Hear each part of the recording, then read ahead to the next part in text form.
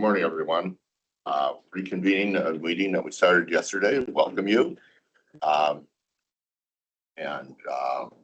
There's nothing new on the agenda, so from what I can tell, and so I'm not going to review that agenda with you since you already know it. But I'm very happy to be able to introduce you to someone that probably you all know, but the president of this institution, Dr. Lisa Avery, is here to welcome us. So welcome. Well, thank you, Greg, and lovely to have Chair Heyman here in this new capacity. I understand it's a little bit of old home week for you, so I'm sure that you have been besieged with greetings, and folks, glad to see a taller president around these parts. For those of you on Zoom, though, I'm just as tall as Greg. At any rate, yeah. Belatedly, I was traveling, got in late last night from a meeting. We have a capital campaign for our ag center, so I'm working with our staff on how we skill up and get ready to bring in the rest of the funding for our ag center just down the street, which we will be finishing the first round of construction in a year. So we're there. I think the permitting took 3 years, the building not quite so much. So at any rate, I wanted to just give you a little bit of an overview of Linn-Benton and the programs we offer. I understand that yesterday's tour covered both some student support services and then the always popular non-destructive testing. It's just an amazing, amazing program. We have, just as an aside, we host a lot of middle school groups, and I arranged for my daughter's middle school to come and was worried that she wouldn't be paying attention or interested because that's her usual pattern. And I walked in, she was x-raying her cell phone and told me that she finally had found a career that she could use her phone. And so she thought maybe this major was for her.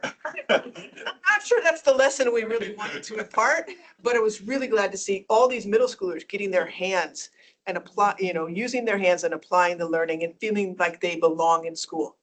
In whatever program they land, we want them to feel that they belong at college. So here at a time of, we could certainly say, attack on higher education nationally, our community colleges, our local organic solutions, which help grow our workforce and really build our local and regional economies.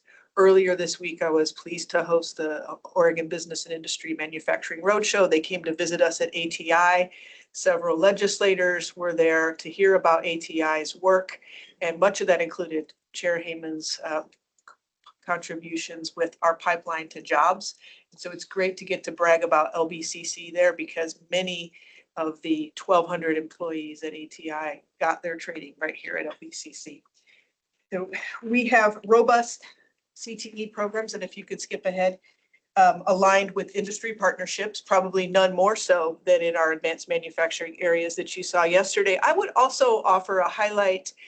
We have a new program in electric vehicle maintenance and lots of those hybrids on the road, but no one knows how to fix them. And those are high wage, high skill, high demand jobs. And so we have a National Science Foundation funded electric vehicle program that now has an exchange with the United Kingdom and a new grant that we were able to attain in a partnership with General Motors. So we're really excited about trying to bring in those external funders from industry to help us get the trained technicians through the programs and into the workforce.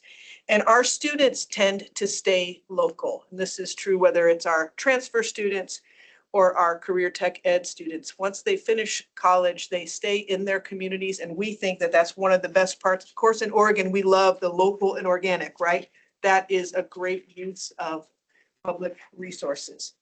We have, in addition to our CTE programs, we're very well known for our signature transfer partnerships, probably mostly with Oregon State University, but also many of our students go to Western because of the proximity. But we really are a leader in the state in a transfer partnership and have a new memorandum of understanding that we signed last year with President Murphy and me, expanding what we do for students in the DPP area. So we think that's a good start. We know that students, we can all do better to help students move through those transfer pathways.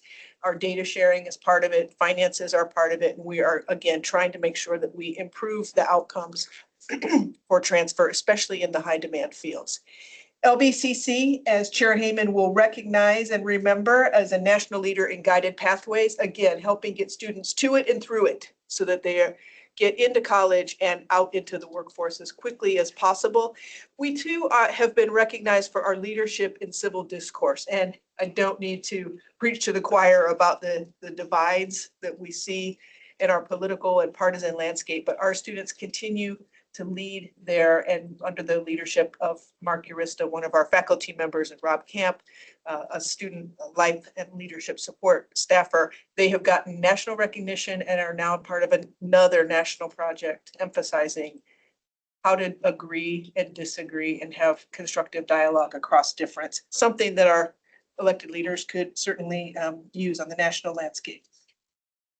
Finally, we have had emerging excellence in our bachelor's degree collaborations. We are part of the BSN collaboration and consortium, and really pleased about that. And I remember testifying many, many years ago about our applied baccalaureates. Was that Senate Bill 1 in about 1980? No, it was 2015 or 2016. Glad to see those getting off the ground. And 2, we are a member of the BASE consortium, and just wanted to point out, I know you had some rousing testimony on this yesterday, but there are roughly 3,000 teachers needed in Oregon. And again, when we have a community partner in our 17 colleges that train and retain those employees locally, we certainly want to be a part of that solution, because we all need more and more locally trained and more diverse K-12 teachers. So with that, I do just want to tell you a little bit more about our enrollment patterns, and also thank Greg for his leadership in many of those bullet points.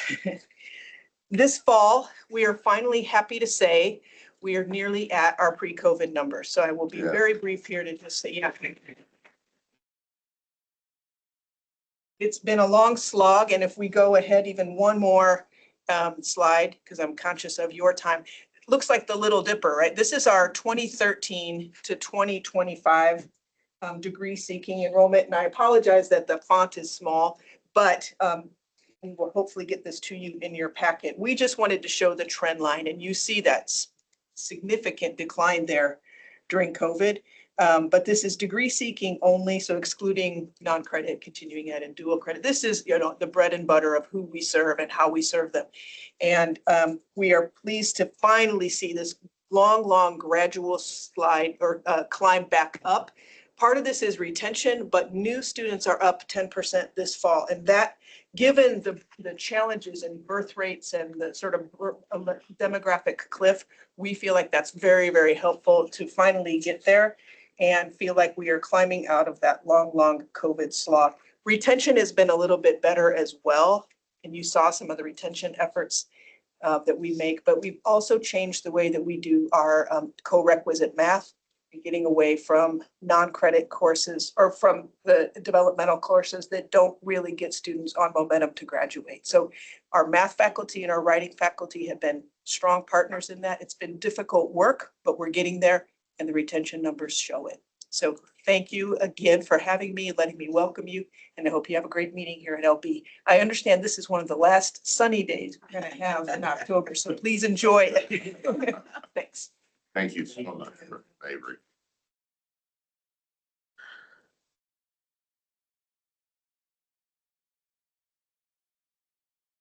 I believe we now have a report from our Funding Achievement Subcommittee from Vice Chair Simnett. Thank you, welcome back this morning. This is my first report as the chair of the Funding and Achievements Subcommittee. So if those of you who are members, please do not hesitate, Gail, Commissioner Yamasaki, Commissioner Devlin, and of course Chair Heyman, to add. And just an overview for those of you, especially those of you who are new to the commission. The Funding and Achievements Subcommittee reviews. I'm not sure what achievements is. I would ask Ben to define that. But a lot of the issues, the funding issues, things like capital improvement. You'll hear we discussed review of the Student Success and Completion Model and Engineering Technology Sustaining Fund, which are part of the Public University Fund and Support Fund. And we talked about the Community College Support Fund. Those are just some examples of the work that we do on the subcommittee. And I would really encourage any of you who have an interest in taking a little deeper dive into these issues to come to any of our meetings or even consider joining the subcommittee. It's really you can always have the opportunity to read the amazing materials that staff provide, but coming to the meetings gives you an opportunity to ask questions and to help shape some of the direction that the work is going, and then to be resources for us on the full commission as we deliberate about the issues. The subcommittee does not take action except to recommend action for the full commission. But it is, in my time on it, it's been a really rewarding experience. So I did want to start by making a small plug to my fellow commissioners to join us in those meetings. Yesterday at our meeting, we did discuss 4 items. As I mentioned, there are 2 technical reviews for the Student Success Completion Model and Engineering Technology Sustaining Fund, which are part of the Public University Support Fund. Those are, from what I understand, or what we heard, routine technical review that stakeholders agree to focus on technical issues. One example that I thought was especially important is to make sure that there aren't technical issues that are disincentivizing the kind of collaboration that we want, or we are encouraging universities to have in program delivery. The Community Support, College Support Fund, the scope of that review is much narrower, and you can read more details about it, but it really is refining on a couple of issues that have come up since this fund was this. I don't know if Jim's on the line. So I'm gonna start saying facts that are maybe not facts, because my notes are not as clear to me as I wish they were. But essentially, in a nutshell, the scope of the review for the Community College Support Fund is narrower. And is really focused on identifying unintended consequences with implementing the student support and student success set-asides that were happened recently. You as the commission can expect to hear proposed recommendations from the work groups for each of these, from the university next fall and from the community college work in the spring. So if you have any additional questions about those, I would point to Jim Peekert, not me. And the reports. There's some really great reports in the materials. In addition to that, we discussed 2 rule amendments, and those rule amendments will come before you shortly. One on the capital improvement and renewal funding, and then one on raising the college matching amount for capital construction projects. I believe there's information about both of those in your packet. I want to let you know that the subcommittee recommends approval of those 2 action items. Okay, that is my brief report this morning. Anything that I missed or anything that subcommittee members would like to add? You did a great job. Oh, thank you. Well, thank you, Vice Chair Sinet. Appreciate that report. And actually, any other questions on this? Yes. Mr. Chair, Commissioner. I had 2 questions. When I was looking at the SCM and CCSF, I was wondering how we'll prioritize equity in that sense. I was thinking maybe are we directing more funds to colleges that are serving low income, rural, or BIPOC students?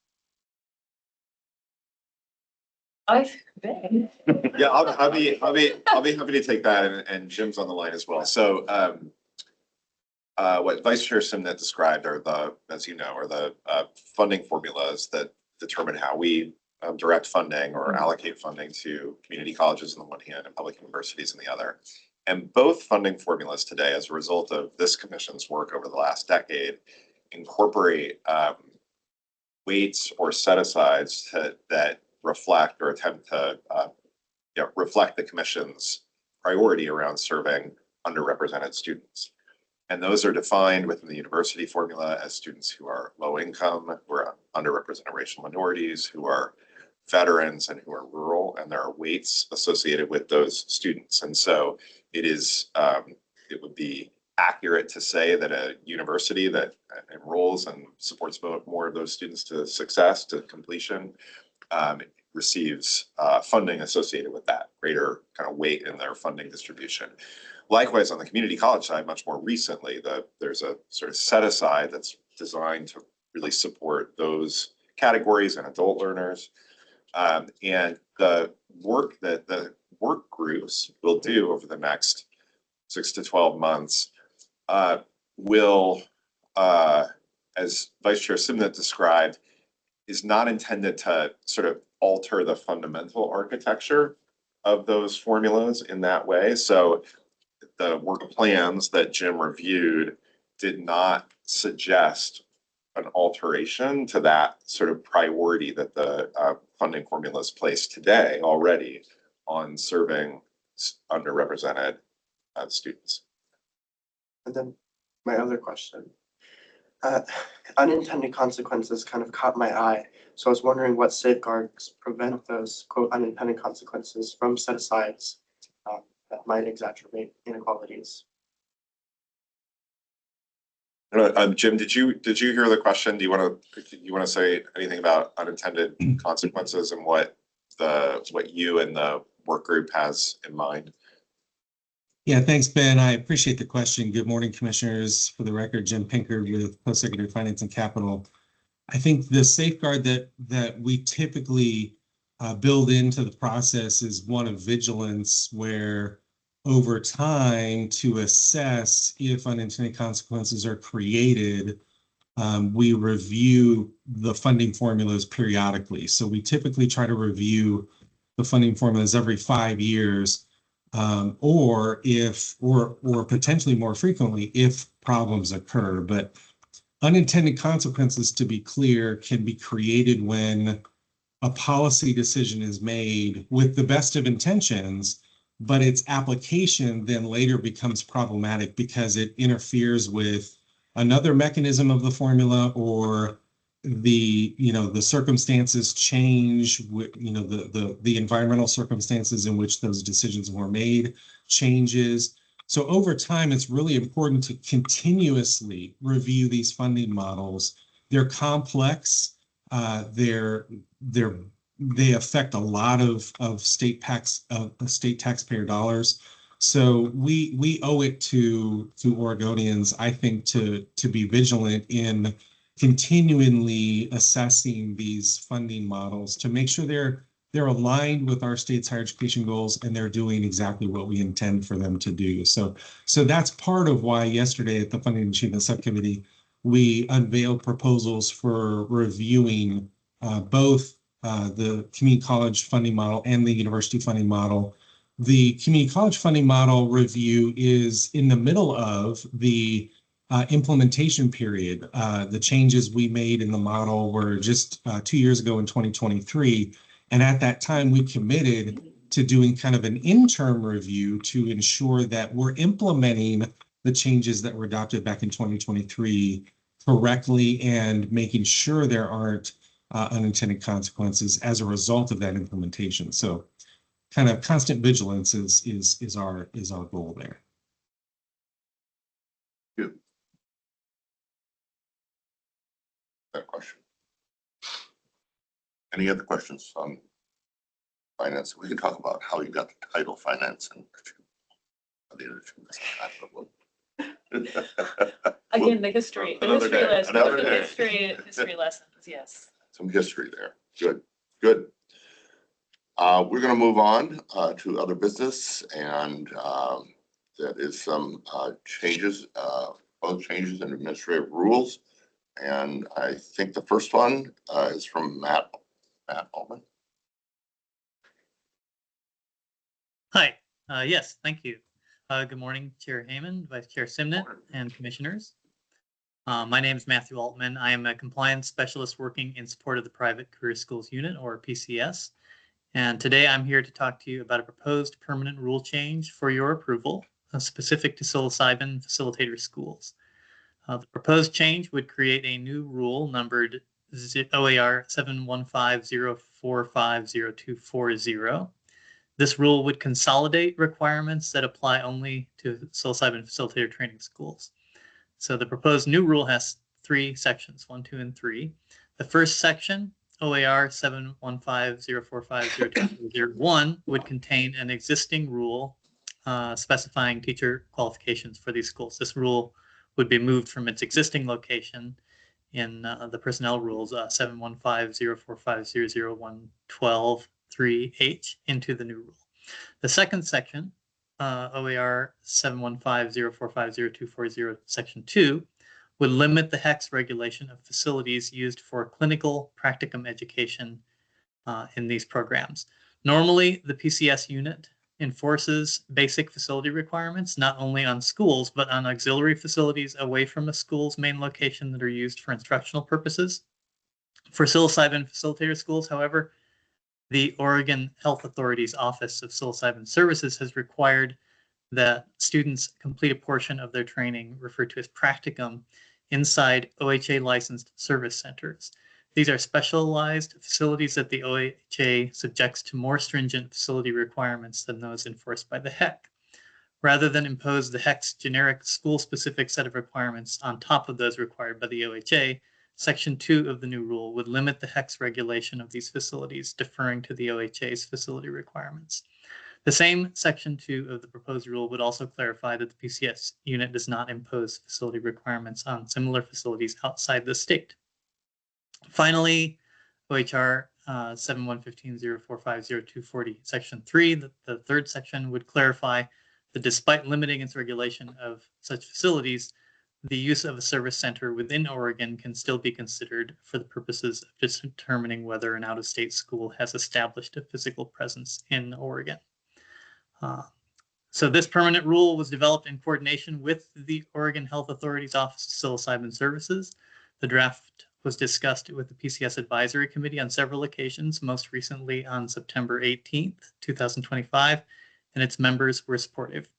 A public comment hearing was held on the same day, September 18th, 2025, and no additional comments were received in that hearing. I'll note this is an action item, and we hope you will vote to approve this permanent rule. Thank you. Commissioners, any questions? Yes, Commissioner Lawson. I have a couple of questions that I was Yep. concerned about. So my first question is, how do does this program ensure equitable access for low-income and marginalized trainees, such as those who are in communities in over-policed areas?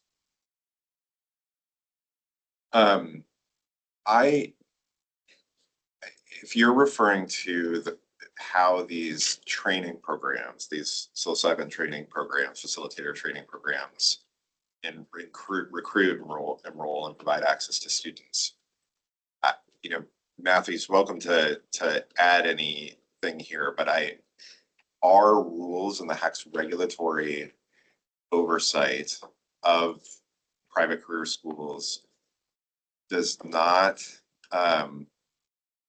give us sort of authority or does not sort of give us purchase on that issue. These operate as private businesses that are subject to HEC over licensure. So in order to do business, they have to meet certain standards that the state through the HEC imposes on the schools. Those standards, to my knowledge, don't get at that issue.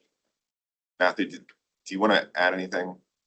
Yeah, I would add that the Office of Psilocybin Services within the Oregon Health Authority, they specify curriculum standards, and I know that concerns of equity have come up quite frequently within that setting. We don't set those standards. It's a professionally licensed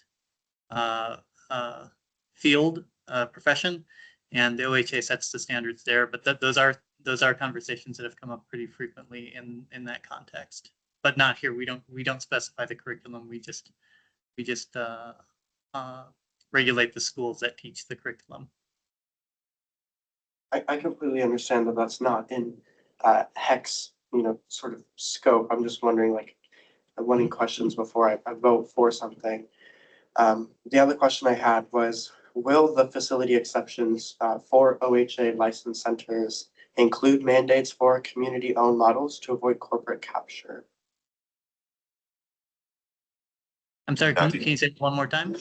Yeah, I was wondering if the facility exceptions for OHA licensed centers include mandates for community-owned models to avoid the corporate capture. Our facility exceptions don't include that, but again, these are service centers that are established and licensed according to the OHA requirements, not according to HEC's requirements.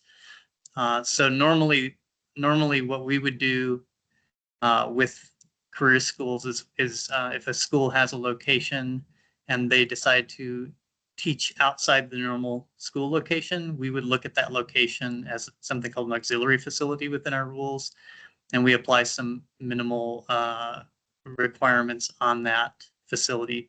But in this case, since the OHA's requirements are that every single school teaching in this field that licenses within Oregon to do that must use service centers that the OHA licenses. We don't apply. We're proposing that we don't apply our own auxiliary facility requirements, and instead we defer to the OHA's. I don't know if that directly answers your question or not.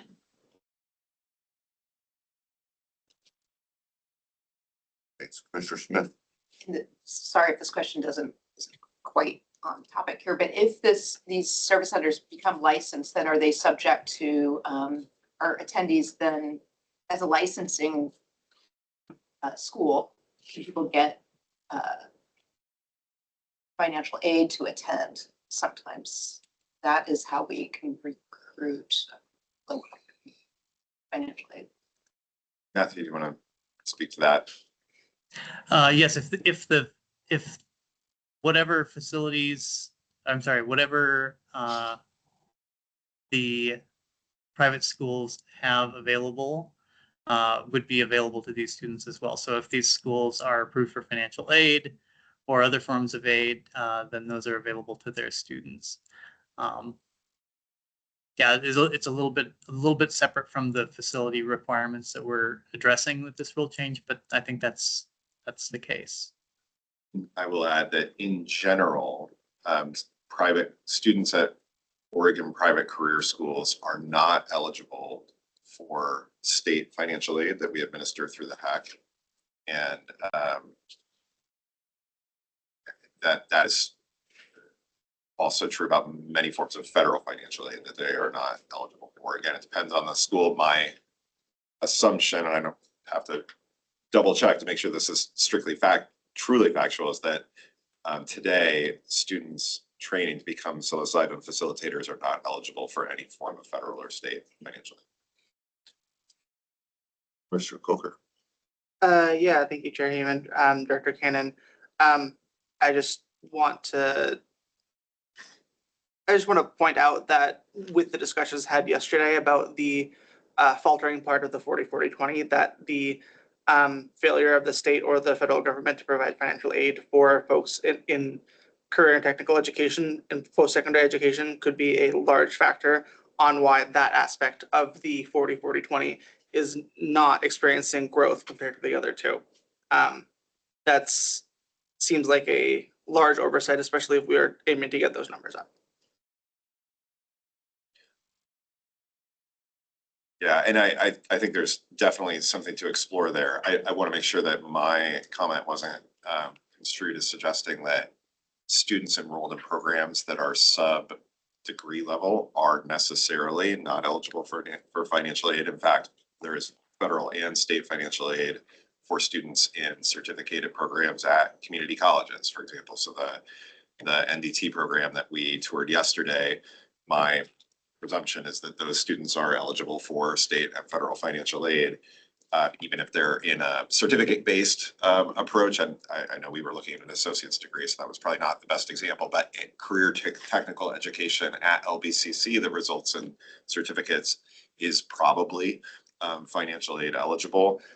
Private career schools, there's a mix, but may not be. Yeah, I would love to see the mix of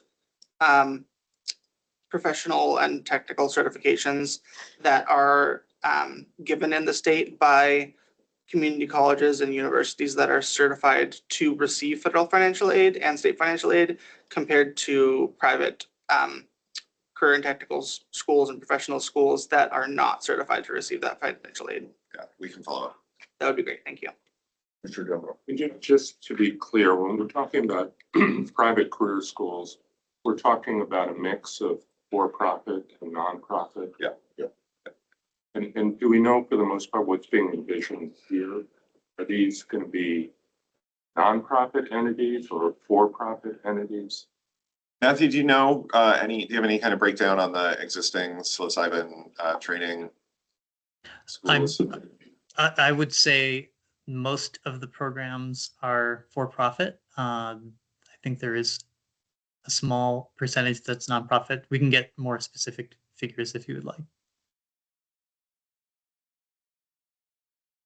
Mr. Lawson, you have another question? Yes, Mr. Chair. For teacher qualifications, which I see have been moved to a different OAR, I was wondering if we are able to, as a commission, how do we incorporate diverse non-traditional experience from Indigenous knowledge on psychedelics without over-relying on the state credentials? Good answer. Without over relying on, what was the last part? On state credentials. I think if you look at the OHA's requirements, they have tried to address and include that as part of their requirements that they impose. What we do is we have adopted largely their teacher qualifications, which is why we have a special provision regarding these school teacher qualifications. So we essentially use the qualifications of the OHA, and they have had conversations around those topics. So that's why we have a particular rule already in place around teacher qualifications. And so this proposal is to just move that into the consolidated rule. But does that address your question? I'm wondering, does that mean that Indigenous knowledge is incorporated, or? The way that I mean, I don't want to speak too much to the OHA's requirements, but they do attempt, my reading of them is that they do attempt to allow for qualifications that don't necessarily line up with state established licensing frameworks, for example. Part of the reason for that is to include the reasons that you just mentioned, and then part of it is also because, as a practical matter, there was no established licensed profession anywhere in the United States before Oregon established this licensing framework. So the normal qualifications, which normally we would require that a licensed professional have been licensed for a period of time before they teach others to do something, and no one had been licensed before that time, so they had to find a way into that the bootstrap kind of problem that they were trying to solve. So I think they tried to include those kind of considerations when they came up with, the OHA came up with their teacher qualification rules. Thank you. Yeah. Yeah, just really quick, to Commissioner Lawson's point, I know a few months ago we had a presentation on the incorporation of experiential learning into our higher education targets for credit. As to go a little bit more specifically into Commissioner Lawson's original question, I wanted to double check, because the original presentation was about community colleges and universities. I wanted to see if those that experiential learning framework had been extended to CTE schools and professional schools throughout the state as well, just because those hadn't been explicitly mentioned in the presentation to my recollection. Yeah, we can, I can double check with the staff on that. I think the answer is no, that framework has been developed and rolled out within the public system in Oregon. That may include and likely does working with CTE faculty and administrators within, for example, community colleges. But I'm not aware that we've sort of extended that framework into, for example, the private schools that are the subject of this regulation. That'd be interesting to check out. Maybe not something that we would want to push forward on super aggressively for this specific certification due to its novelty within the country at large, but it's definitely something to consider going forward as we progress with ensuring that folks are getting appropriate credit for their experiential learning throughout our higher education system. Sure, Deborah. Yes, thanks, Chair. I do believe, Commissioner, that many of the private schools do offer credit for prior learning. It's kind of often part of their model. And it would be useful, I think, to hear about the success of that. You know, as we're looking at expanding our use of credit for prior learning in the public sector, how is it working in the private sector? And, you know, is it compromising the integrity of their programs? Or is it really creating more flexibility and opportunity for success?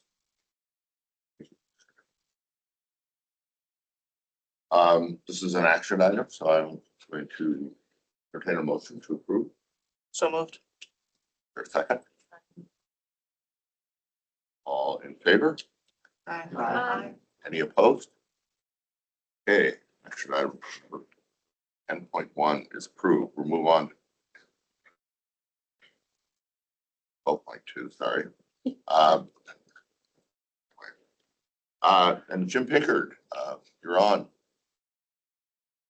Yes, thank you, Mr. Chair. Good morning, Commissioners. Pleasure to be here with you. We have for your consideration this rule amendment related to the capital improvement and renewal funding distribution framework. So this is CIR, capital improvement and renewal, which is a program of state-backed bond funding distributed to all 7 of the public universities to address critical deferred maintenance issues, accessibility issues, and code compliance issues. Been a very successful program.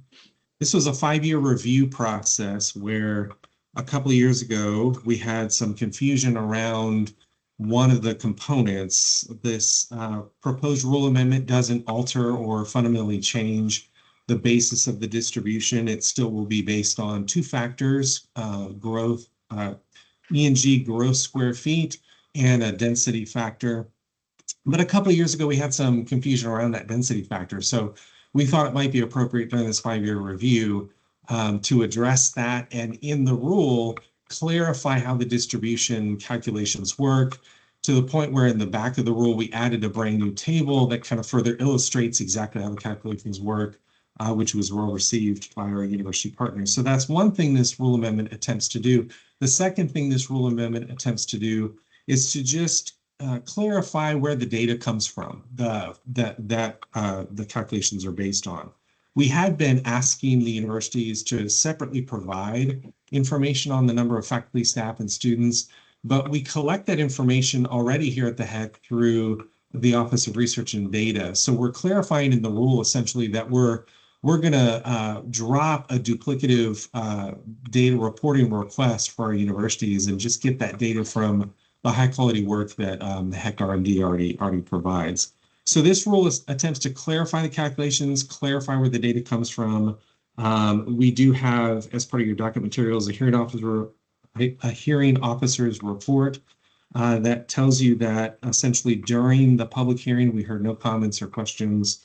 So, and we've also heard from the universities, the rule amendments are well received by them. And with that, staff recommends approval. Thank you, Jim. I guess I want to comment here. This is coming to us with the recommendation to approve from the Finance and Achievement Subcommittee. And I just wanted to, I think that our work is benefited by their having dug into the dirt or the detail of things like this and then sort of helping. So I want to give a plug. If there's anybody who really likes that kind of detailed work, I think the subcommittee would benefit from an additional member. Yes. Indeed. So certainly an opportunity to jump in more deeply. And so just wanted to put that plug. And if anyone has questions about this action item, yes. Yes, thanks, Chair Devlin. I just wanted to ask really quickly, not to get into the weeds too much, but how the ratio was developed for the adjusted space versus weighted density? Yes, thank you for the question. That was originally developed back in 2018 when a collaborative work group was established to weigh in on that and other components of the distribution framework we now have. So there was, it was 6 months, maybe 12 months. It was a rather lengthy work group, collaborative work group process where the HEC partnered with the university's different capital planning staff on kind of hammering out all those details. And so they decided the 85-15 after looking at a number of options, a number of different metrics as well, and then brought the original rule to this commission in February of 2019. And so subsequent conversations with members of that work group have kind of reconfirmed that ratio. Perfect, thank you. Thank you. Additional questions? Yes, Commissioner Lawson. Yes, Mr. Chair. In the allocation formula, I was wondering how it accounts for environmental sustainability, if at all. I appreciate the question. The short answer is it doesn't. However, it's important to note that the capital rubric that we use to consider larger capital project requests from the universities does include that as a component within that rubric. And so this program, the funding that flows through capital improvement renewal, is really targeted on what are your critical deferred maintenance issues.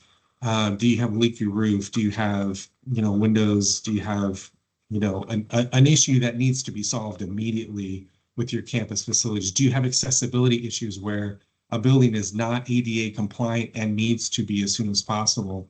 Or do you have a code compliance issue where it necessitates immediate attention? So it was this funding in particular, a subset of the larger capital construction portfolio, is really focused on immediate need. Thanks, Jim. I think yes, Commissioner Fajardo. Yeah, thank you, Chair. So this question is tangential to this proposed rule amendment, but since we're gathered here physically at LBCC, I feel compelled to ask, what is the formula for governing capital allocation for the community?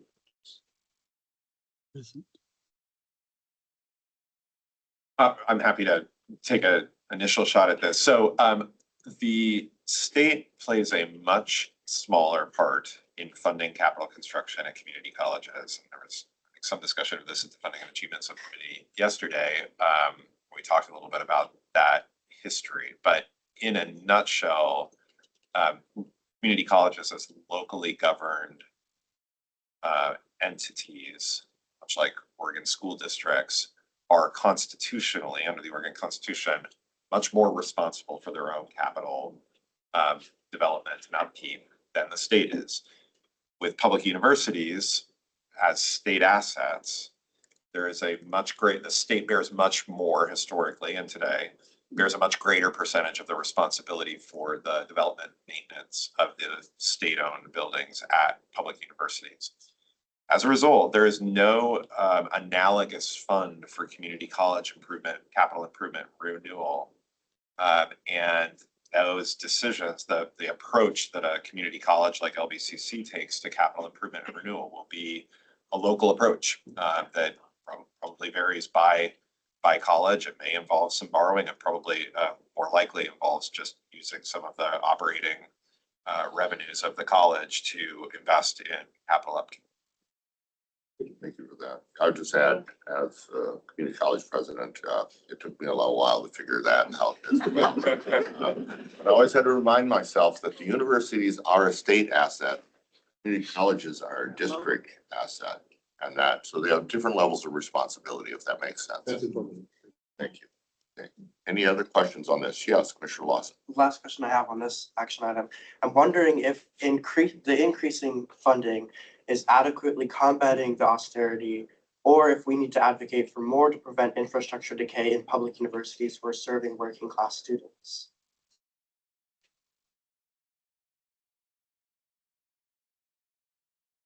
I don't think we have a funding area that's adequate. Maybe that's it.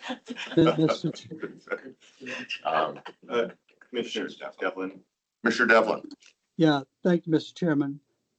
Mr. Speaker, for the universities, are they still calculating, they should be, the amount of deferred maintenance that they have in terms of the dollar value of that or the dollar impact of that?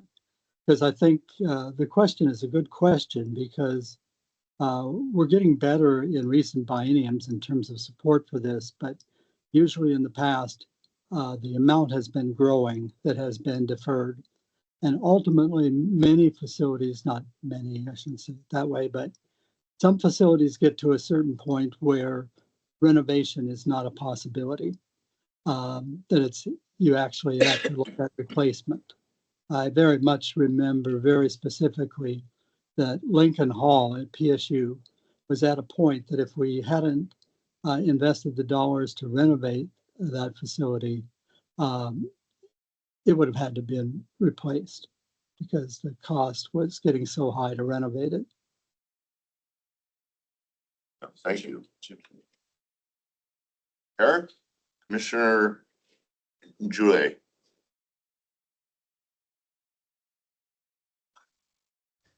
Thank you, Chair, and thank you, members of the Commission. I wanted to ask Jim Pinkard a question about, do we have priorities on certain things, for example, accessibility, that you give when it comes to the usage of the money? Because I believe there are some of the things that most students, for example, at the University of Oregon complain about, one of them being accessibility of certain buildings. So is there any protocol in terms of what you prioritize in terms of, this is what we would want you guys to address first and then the second and third going down? Or is it the priority? Does the universities have the sole responsibility to determine what is a priority to them? Yes, thank you for the question. The short answer is yes to both. So let me be clear in saying that the universities themselves, through their governing boards, establish campus master plans, facility plans, and within those, they frame out priorities around which facilities they want to address, over others. So the governing boards typically establish those priorities, capital priorities for the entire campus. But to be clear, when through the agency request budget process here at the HEC, when we accept capital construction proposals, we prioritize those in a manner consistent with our rubric that does allow us to express a priority to the governor and the state legislature. And one of those metrics, one of those perspectives is accessibility. So a building that has significant, ADA accessibility concerns or issues will likely be prioritized higher than a building that does not, if both projects were submitted to the HEC. So we try to prioritize those projects submitted to us for the benefit to support the decision making by the governor and the legislature, so they're aware of what that looks like at the campus level. Keep in mind, state funding is only available for what we call education and general facilities at the campuses. So all the auxiliary facilities typically are not funded with state-backed bonds, with the exception of a very specific type of bond called an Article 11F bond, which requires the university to repay the debt service. So I'm thinking about like the football stadium renovations at the universities. Those are typically facilities not eligible for state-backed bonds. They pay for the university would pay for that housing. The new housing at University of Oregon, for example, they sold bonds themselves under their own credit rating to pay for those facilities. Those are revenue-backed bonds. Of course, the students, when they pay for housing, pay the debt service on those bonds. So to give you an example. Thank you, Jim. Thanks for, Mr. Chairman, yes. are you ready Mr. for a Devlin. motion? Are you ready? I am. Are you ready to provide one? Mr. Chairman, I move the approval of the permanent rule amendment relating to capital improvement and renewal funding distribution framework. Thank you so much, Commissioner Devlin. We have a second, Commissioner Yamasaki. All in favor? Aye. Opposed? That action item is approved. We'll move on to the item 12.3. This is relating to college matching amount for capital construction. Jim, you're going to present that. Yes, thank you, Mr. Chair. This will be relatively quick in that this rule amendment is necessitated by legislation that was passed in this most recent session. In statute, it increased the limitation amount that the colleges are allowed to request for Article 11G state-backed bonds per project. So the limitation was $8 million established back in 2013. Legislation passed in this most recent session to increase that roughly in line with inflation to a $12 million limitation. So in the rule, all we're doing is changing 8 to 12, and the rest of the rule remains the same. The hearing officer's report indicates that during the public hearing, we received no comment or feedback on that, heard no concerns. And with that, staff recommends approval. Thank you, Jim. Any questions on this? Yes, Commissioner Lawson. Perhaps the Executive Director Ben Cannon might know the answer to this one. How will the raised cap per the project prioritize equity under our HEC equity lens? So this cap will, raised cap will permit colleges to request from the state legislature more in the way of matching funds, or in the way of state dollars that can be matched by local dollars for the purposes of capital improvement. I think the relationship with equity, just as for our public university capital request, Jim mentioned a rubric that we use to prioritize the requests that we make to the legislature. We engage in a similar process. So when a college comes to us with now up to a $12 million request for capital construction, we will apply a rubric. We work closely with the colleges to sort of rate and rank projects. That rubric is overseen by the commission and does incorporate equity principles. The raising, it's not possible for me to say that this action, raising from 8 to 12, I can't, pinpoint how that may affect equity. It will, however, allow colleges to request more capital projects from the state, and we will continue to apply a rubric in prioritizing those requests that incorporates equity principles. Are we able to request a report to see after this all happens, how it has affected equity under our lens? Theoretically, yes. I think, again, we'd have to think about whether it's possible to tease that out on the basis of this change. I would characterize this as a very modest change that simply allows the colleges to make requests that sort of keep up with inflation. So I think it's probably not realistic to expect that this action, which is really the legislature's action that we're following in rule, will on its own have much or any impact. Thank you for the answer. Mr. Chair. Yes, I have a Commissioner Dell. No, sorry. Mr. Chairman, I defer my former colleague.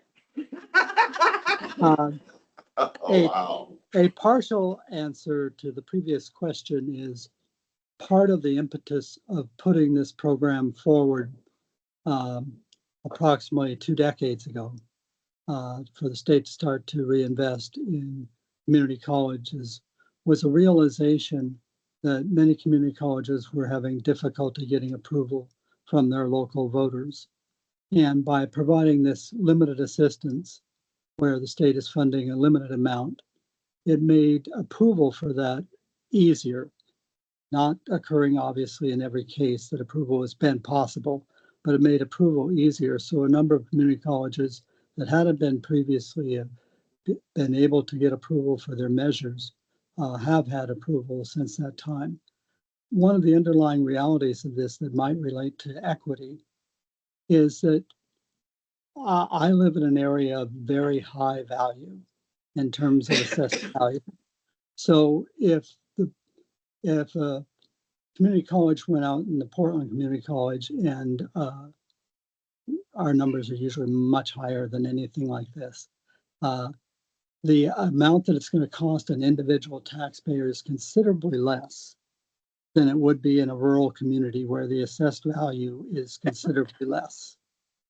That's a little bit into the details, but that's part of the problem of approving things at the local level in some rural communities is getting approval for a GO bond can require a much higher level of impact on individual taxpayers in that district than it might actually in a district that has very high value.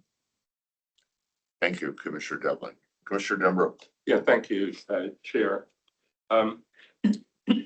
I, of course, was not in the legislature this last session when this change was proposed. And I'm wondering in the conversation around it, I assumed that the amount available didn't increase.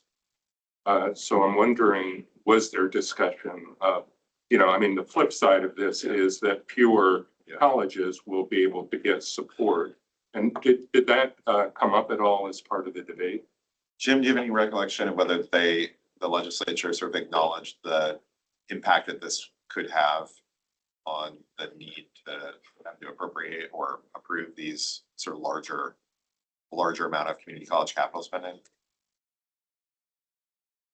I do recall limited conversation about that. I don't recall specific commentary, made in specific hearings, but I know that members expressed a concern about, about that. But I think there was also an expression of support for, but if we don't raise the limit, then that could also create issues. So, either way you go, you create issues. So what's the lesser of two evils, I think, if I could summarize that conversation. So I think there was that conversation, but. And if I could just follow up, I mean, I do very much support the principle of keeping up with inflation. And sometimes we wait too long to do that, and then the increases are just very staggering. So I support this principle, but I also support us pushing for more funding authority. Well, Commissioner Demrow, as you understand well, when the legislature looks at this issue, they look at their debt ceiling as a state, and so it is probably a good question to ask. And if there is an impact, we won't see it until the next legislative session, and might get an unintended consequence. We don't yet know the answer to that. It's wise to ask that question. So thank you. Any other on this? Okay. Mr. Chairman, would you like a motion or you'd like more detail? Because I can give detail to that last. I prefer a motion, Mr. Devlin. Mr. Chairman, I move approval of the permanent rule amendment relating to raising the college matching amount from 12 million for X1G bonds. Thank you so much, Commissioner Devlin. I'll second. Commissioner Lawson seconds. All in favor? Aye. Move on to action item 12.4. This is a permanent rule adoption relating to implementing the sexual misconduct survey Rowan Frost. Good morning, Commissioners. My name is Rowan Frost. I'm the Sexual Misconduct Survey Council Policy Analyst for HEC. We're presenting this morning a series of rules related to the statute that was codified from HB 3456 and amended since then. These statutes, ORS 350, 335 to 346, have specific requirements for institutions of higher education around reporting about incidents of sexual misconduct, providing resources on campus, and conducting the sexual misconduct survey. This set of rules is intended to provide clarity and assistance for the institutions as they are meeting their requirements under the statute. They have to do with developing and implementing the sexual misconduct survey, some of the explaining the clarifications for requiring employment of an advocate and establishment of a memorandum of understanding with a community-based domestic violence and sexual assault agency. And there's a provision for an exemption in the statute. There's a rule here that provides a process for that. Institutions are also required to provide waivers for students for certain activities regarding their GPA and academic progress. And there's a rule here that helps clarify what that process will look like. There's information about what is required in the prevention training that's mentioned in the statutes. And then some of the institutions had requested, and we attempted to provide more clarity on their annual reports that they're required to submit to HEC and the legislature. Thank you so much. Are there any questions on this? Yes, Mr. Lawson. Thank you, Mr. Chair. The definitions here looks pretty broad. I'm wondering how they intersect with systemic oppressions like racism or economic coercion. I cannot answer. Did you hear the question? I did hear the question. The definitions themselves do not necessarily intersect there. I think that there is an understanding that subgroups of students who have or who are more marginalized are more vulnerable to these kinds of sexual misconduct. So by providing clarity on what is meant, for example, by gender-based harassment, we attempted to make it clear what the schools are required to do to help protect their students. I am not sure I'm answering your question. Please feel free to elaborate. Thank you so much.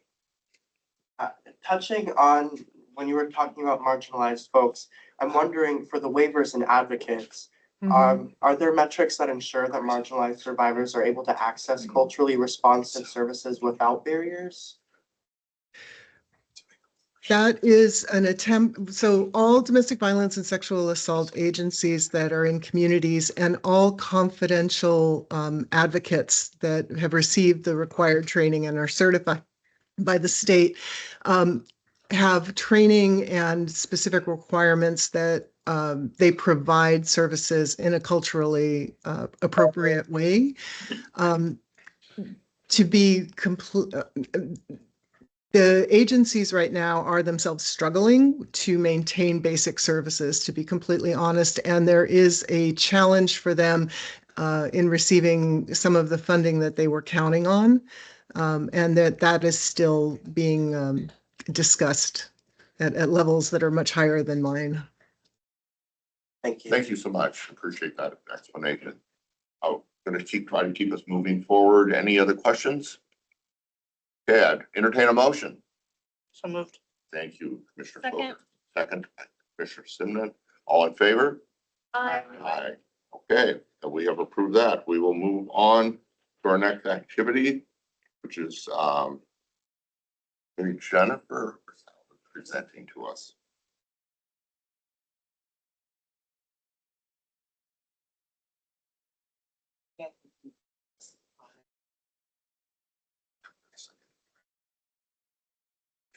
Thank you. Good morning, Chair Heyman, Vice Chair Simnett, and Commissioners. It's good to be with you all today. For the record, my name is Jennifer Purcell. I'm the Director for Future Ready Oregon at the HEC. And I am here today to provide an informational update on the work of our 3 sector-specific industry consortia. As a reminder, the HEC convened in 2023 3 industry consortia representing the healthcare, manufacturing, and technology sectors. You can go ahead and go to the next slide. Thanks, Guthrie. As convener of the industry consortia, the HEC is leveraging partnerships with employers and industry leaders, as well as community-based organizations, education and training providers, and labor organizations to inform sector-specific workforce and talent development strategies. Industry consortia are part of an integrated workforce and talent development ecosystem, which is really the heart of our work to inform policy and program development, build alignment across the partners, and advance strategies that address sector-specific workforce needs. The industry consortia, as a reminder, were established in statute in 2022 as part of the Future Ready Oregon investment package. The consortium are advisory to the commission, to the Workforce and Talent Development Board, and agency staff. And consortia are applying a shared leadership model where employers and industry leaders, education and training providers, and community and labor organizations are co-creating talent development strategies. And as I mentioned, the healthcare, manufacturing, and technology consortia are really focused on building alignment across Oregon's broad education and talent development ecosystem. The consortia are identifying high demand occupations, wages, and career and credential pathways. They're addressing barriers to equitable participation and success in education and employment. They're identifying replicable and scalable strategies that have been responsive to the needs of industry and employers, while also centering the needs of students, training participants, and learners.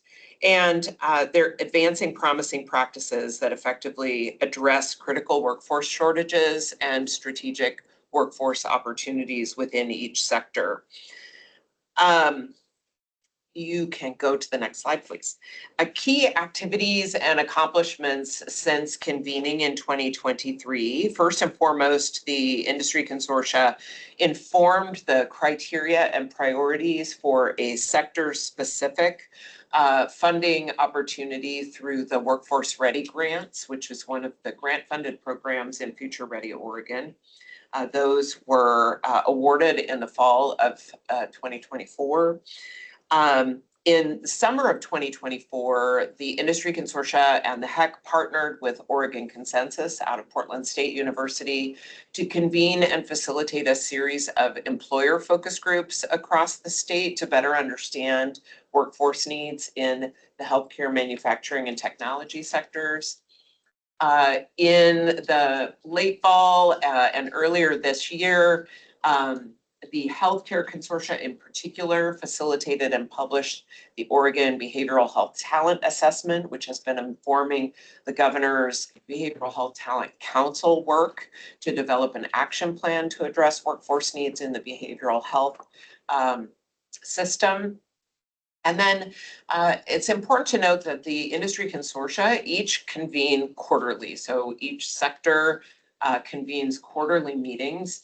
We have committed to holding at least one of the quarterly meetings in a part of the state that is outside of the Portland-Salem metro area, really to lean into our charge to hear from regional employers, community partners, to better understand workforce challenges and needs across the state, and to learn about successful approaches to partnership. The technology consortium met in Springfield in October of last year at Connected Lane County, which is a workforce service and training provider in Lane County. And then earlier this year met in Pendleton to hear more from Blue Mountain Community College about their UAS, unmanned aerial systems, their drone programs, as well as their data center technician programs, and their partnerships with Amazon Web Services, and the college's partnership with the Confederated Tribes of Umatilla Indian Reservation on the drone program. The Manufacturing Consortium last year met at Central Oregon Community College, learned more about their manufacturing programs and some new facilities and equipment that they had coming online. And then earlier this year met at the University of Oregon's Night Campus Graduate Internship Program and heard from students and faculty engaged in that work. And then the Healthcare Consortium last year met in Southern Oregon at Rogue Community College to learn about their partnerships with employers in the region. And then most recently at Tillamook Bay Community College, we had the opportunity to hear more about their healthcare education program that is coming online and their new facility for which they're holding, I think, a ribbon cutting later this month. And then lastly, we recently, across all three sectors, approved a series of occupation profiles and wage data, which I am going to speak a little bit about today. So next slide, please. You should also, in your docket item, have live hyperlinks to each of the occupation profiles and wage data sets. But to introduce you to this project, each of the industry consortia approved occupation profiles and wage data that share education and training requirements and wage and employment data for high skill, high demand, high wage jobs in Oregon's healthcare, manufacturing, and technology sectors. The consortia will be using these to help inform their work to develop a 26-28 strategic work plan. These work plans are intended to be responsive to and aligned with HEC's strategic plan, as well as the Workforce and Talent Development Board's strategic priorities. Specifically, the consortia will use these occupation and wage data information to advance sector-specific workforce development strategies, including understanding each sector's talent supply and workforce demand for skilled occupations, identifying the related education, training, and career pathways that are available in Oregon, which might also involve identifying gaps in available programming, and then sharing wage information to increase transparency for the people who are participating in job training. You can go ahead and go to the next slide. This will show you a little snippet from the occupation profiles. The purpose of this work was to publish sector-specific data on high demand, high skill, high wage occupations to support the development and maintenance of accessible career training pathways. I mentioned that this work will inform sector-specific strategies and support the industry consortia's sector-specific barrier identification and problem solving. Each set of profiles contains an executive summary that includes an overview of both the purpose of the work and the process. There's a glossary of key terms included, as well as a methodology section in the back. The data here primarily comes from the Oregon Employment Department's qualityinfo.org site and repackages it. And so the methodology section that's included in your appendices refers to their process for collecting and managing that data. Each profile also includes the typical entry-level and competitive education and training requirements for each occupation. It includes the typical entry-level hourly wage as well as an annual average wage. And the graph on the bottom left also indicates what industries these occupations are employed in. For some occupations, it's heavily concentrated in one industry sector. You'll see particularly in the technology set, the occupations bridge a number of industry sectors. And then at the back of the occupation profiles, there is a comprehensive wage and data table for all high demand, high skill occupations in the sector. We made the decision to focus the profiles specifically on those occupations that met the high demand, high wage, and high skill requirements. There is also a copy of the Oregon employability skills summary in the appendix with a nod towards the importance of those general employability skills across all occupation categories. The objective for this work really was inspired by House Bill 3306, which passed in 2023 and expanded the responsibilities of the industry consortia, requiring that the consortia biannually publish and update wage rate standards varied by locality for each skilled occupation within the consortia sectors. And as I mentioned, we'll be using then the occupation and wage profiles to really focus our talent supply and workforce demand data gathering and thinking about career opportunity maps that would accompany the occupation profile and identify those skills required for each occupation, the programs available across the state that would lead to the credential requirements and competitive education requirements, and really synthesize that into where those gaps and opportunities are across the state. Next slide, please. So looking ahead, again, the consortia were established in statute in 2022, convened in 2023, and we have really spent the first few years focused on the foundational groundwork and creating shared learning amongst the partners around the table. Looking ahead, we're focused on the unique value and purpose of the industry consortia around co-creating data-driven, sector-specific policy and funding recommendations that address gaps and opportunities in the healthcare, manufacturing, and technology sectors. I mentioned that the consortia are embarking on the work to develop a 2026-2028 strategic work plan that will be responsive to and aligned with the HEC strategic plan and the Workforce and Talent Development Board strategic priorities.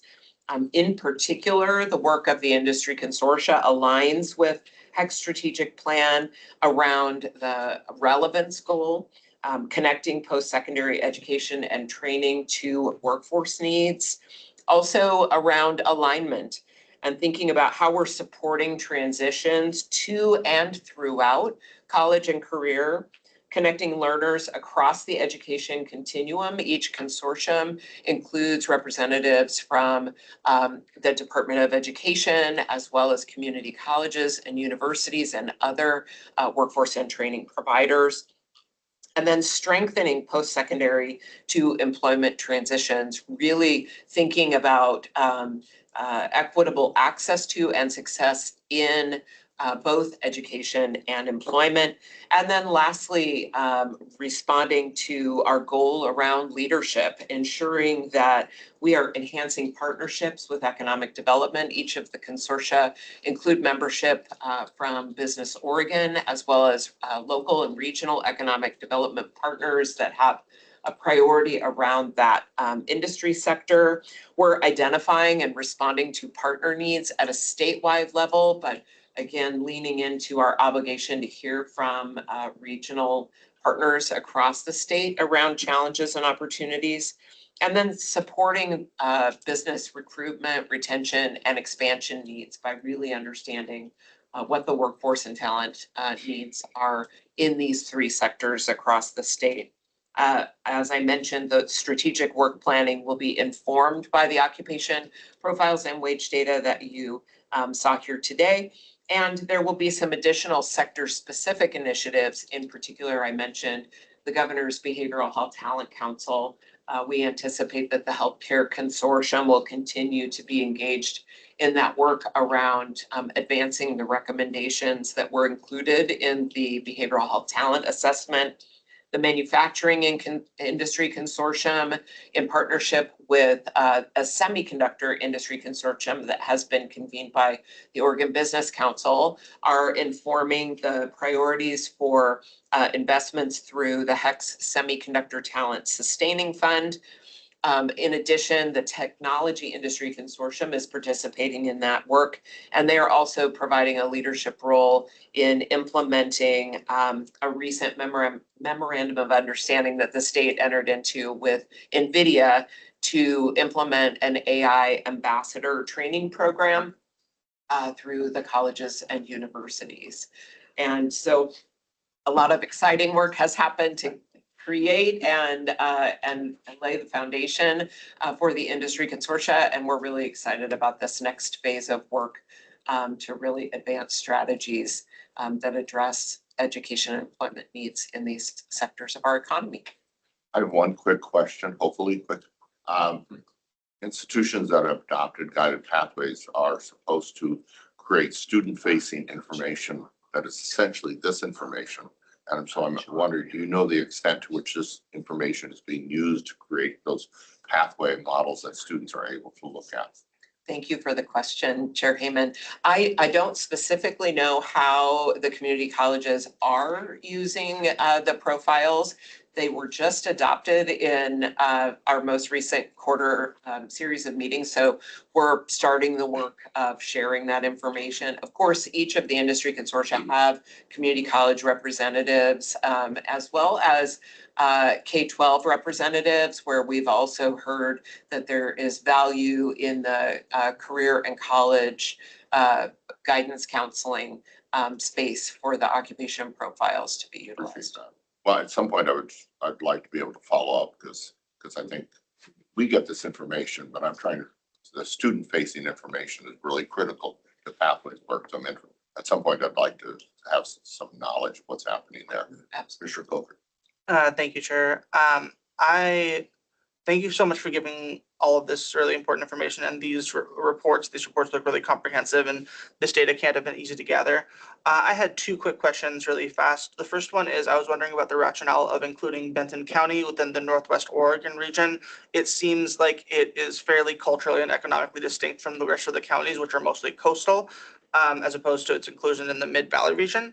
And the other question was the predicted annual vacancies for each field by split geographically are useful, but I would really love to see the amount of predicted vacancies statewide as a percentage of folks who are already employed in the field, as well as the success that we have seen of the amount of the success that these fields have seen at filling these positions during the past be it decade or biennium or 5 years, just so we can have an estimate of how we are doing at producing labor force in those fields already, and if we need to make any amendments going forward in our strategies for producing that labor force. Because as it stands right now, I'm looking at these numbers and I'm like, well, those are certainly numbers, and I don't have a really great baseline on how we are already doing at producing massage therapists, chemical engineers. So while I have these numbers in front of me that are really great resources for the amount of people in each profession and each part of the state that we are going to need to produce or hire over the next 10 years as an estimate, I don't really know how far we are away from that baseline already. And so having that provided in this report would be tremendously useful in figuring out, reporting back to the legislature, figuring out, okay, this is where we're at, but more than that, this is how we're already doing. And this is what we need to change in order to meet these goals based on our estimations over the next 10 years. Thank you so much for the questions. So I'll respond to the first one quickly. The geographic regions that you see depicted on the map are aligned with the state's 9 local workforce development board regions. And so those are boundaries that are defined. The one exception is that the Portland Metro region for the workforce data also includes Clackamas County. So you see 8 regions on the map because those 2 distinct local workforce board regions are considered one geographic area. So Benton County is included with Clatsop, Columbia, Tillamook, and Linn counties, and served by Northwest Oregon Works, which is the local workforce board. So employment data is also reported in alignment with those geographic regions. To your second question, I will just answer that that is an excellent suggestion. Our work initially was to meet the requirements of the statutory requirements and also lay the groundwork for this to be a useful tool for policy and program makers and the industry consortia themselves. And our next iteration will begin to look at talent supply and workforce demand more deeply at the occupation level.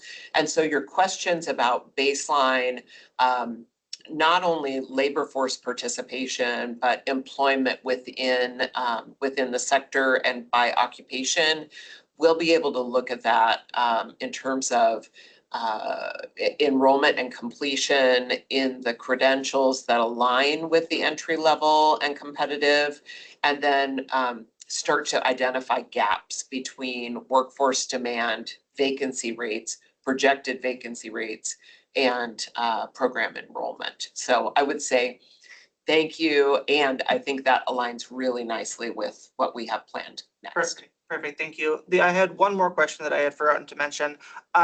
I see that the report specifically addresses vacancy rates in these positions or projected vacancy rates, as well as covering positions such as acupuncturists, massage therapists, plumbers that are often contract workers with their own firms.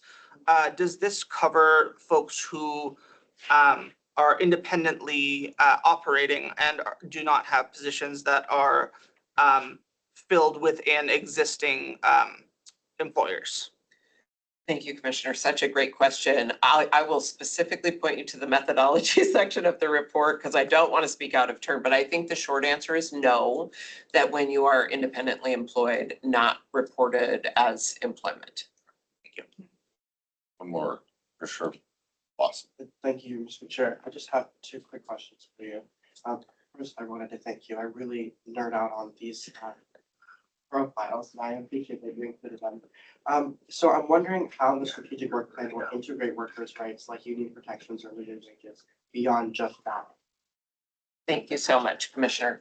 The short answer is that these profiles are really intended to provide us the data to inform strategies, and each of the industry consortia do include labor organizations in their membership. So those are things that we consider.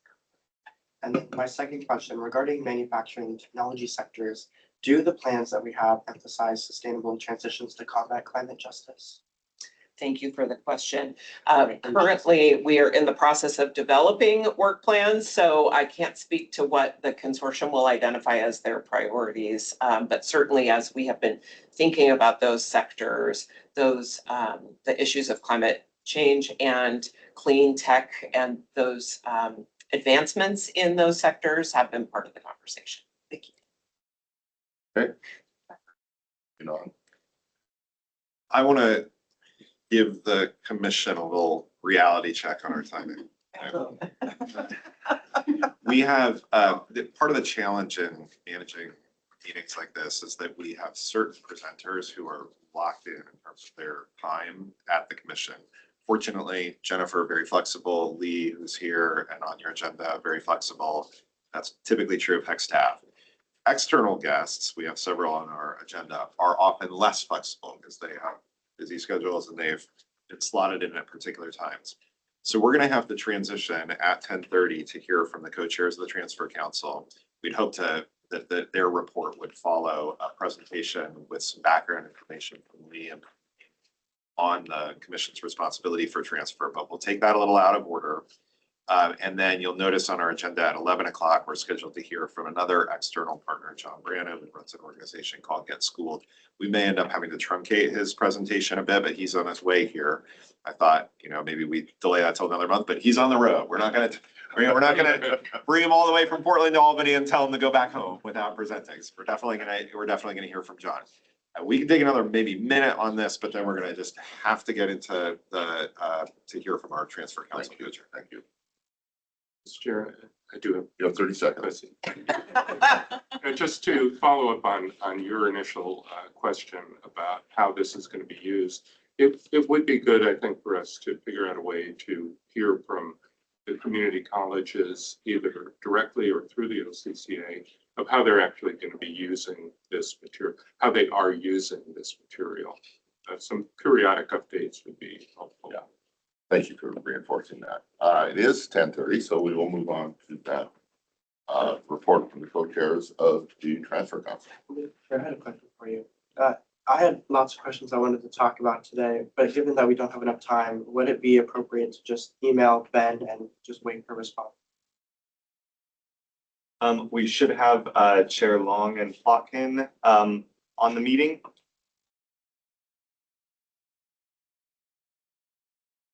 Hello, I'm here. Yes, I'm here.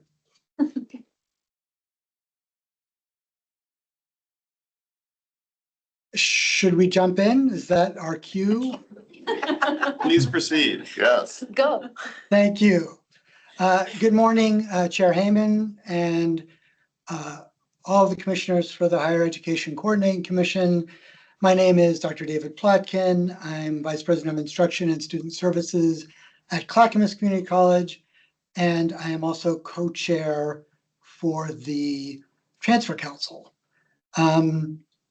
Just a brief overview. I'm going to spend a little bit of time talking about the transfer report in terms of accomplishments, and then I will turn it over to my co-chair, Chris Long, who will talk about more of our future plans. So just to remind you all, the transfer report is based on institutional surveys from last spring regarding the implementation of core transfer maps, major transfer maps, and common course numbering. As was described in the report and in your packet, there are currently 37 commonly course numbered courses that correspond to the most highly transferred courses. There have been some errors in how institutions have implemented common course numbering. Those have all been addressed or in the process of.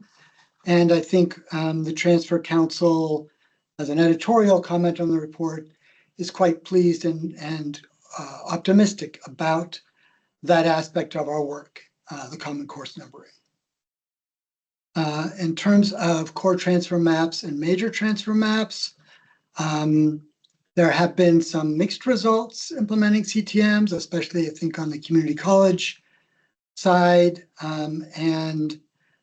For those MTMs that should have been implemented within the 2-year time frame, there's a range of success with from 56% implementing one particular MTM, which I believe is biology, to 94% implementing the early elementary education MTM.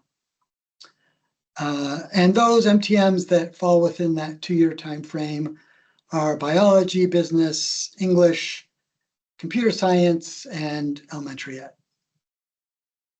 We did other work this year, including most notably, I would say, establishing metrics for ongoing measurement of success for the commonly course numbered courses and for the core transfer maps and major transfer maps.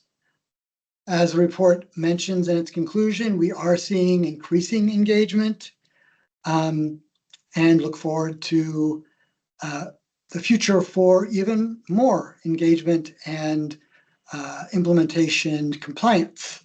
And with that, I will turn it over to Chris. Well, thank you, David.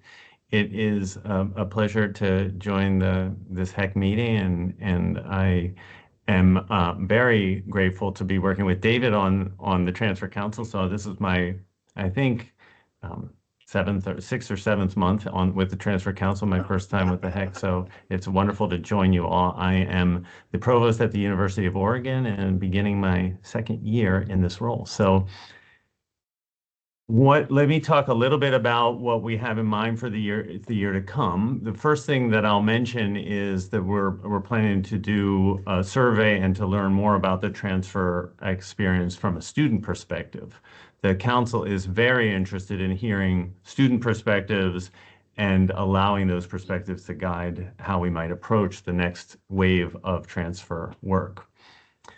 The Transfer Council is also refining our work plan for the year, including a real interest in more fully understanding the current use of MTMs and exploring some potential policy recommendations to the Commission to help better meet the needs of students and institutions. We're also working to support subcommittees in designing maps that are more flexible to ensure that more colleges, especially rural serving colleges, can more easily participate in the transfer process. Work in collaboration with the Commission to revise the transfer student general education in particular is something that's on our radar as something we want to take a proactive approach to this year, and I'm particularly excited about doing that, as I think many students use that pathway to transfer, and we want to ensure that it's as flexible and fluid as it can be. So we expect to finish the bulk of our Common Core numbering work in the next 2 years. We'll have completed the majority of the 80 most highly transferred maps, and in those 2 years, and by November we hope to have done 53 have aligned 53 courses. So that's a major accomplishment, and it's something that we should celebrate as we continue to do this work. We've identified 3 MTMs for the year to come: mechanical engineering, political science, and math secondary education. And I would say, David and I are committed to working to turn the Transfer Council toward larger, more transformative work in the year to come. We hope to make better use of the consent agenda on our meetings, and so we can create more time for the Transfer Council to focus on recommendations we might make to the Commission about how better to support the transfer experience. And then maybe before I conclude and open it up for questions, I would say that during my short time as co-chair, one thing is absolutely clear to me in doing this work. There is a deep commitment to ensuring that every student has the opportunity to experience the transformative power of an Oregon education, and that each student, wherever they begin, can find a pathway to the programs and to the faculty who can empower them to find their purpose and live a meaningful, fulfilling life. And in every encounter I have on the Transfer Council, and as I talk to more people across the state about transfer, there is a yearning for the kind of collaboration that we're trying to embody and enact in our work on the Transfer Council, and have that ripple out across the work that we do. So I'm very heartened by this. I know there's a lot of work to do, and I'm excited to be doing that work with David and with the Commission. Thank you. Thank you so much. David, are there more? Should we start asking questions? Yeah, I think we're happy to answer any questions that we can, and if we can't, we'll get back to you with the answers down the road. Thank you so much. I believe Commissioner Dembro has a question. Thank you. It's a very encouraging report. Thank you.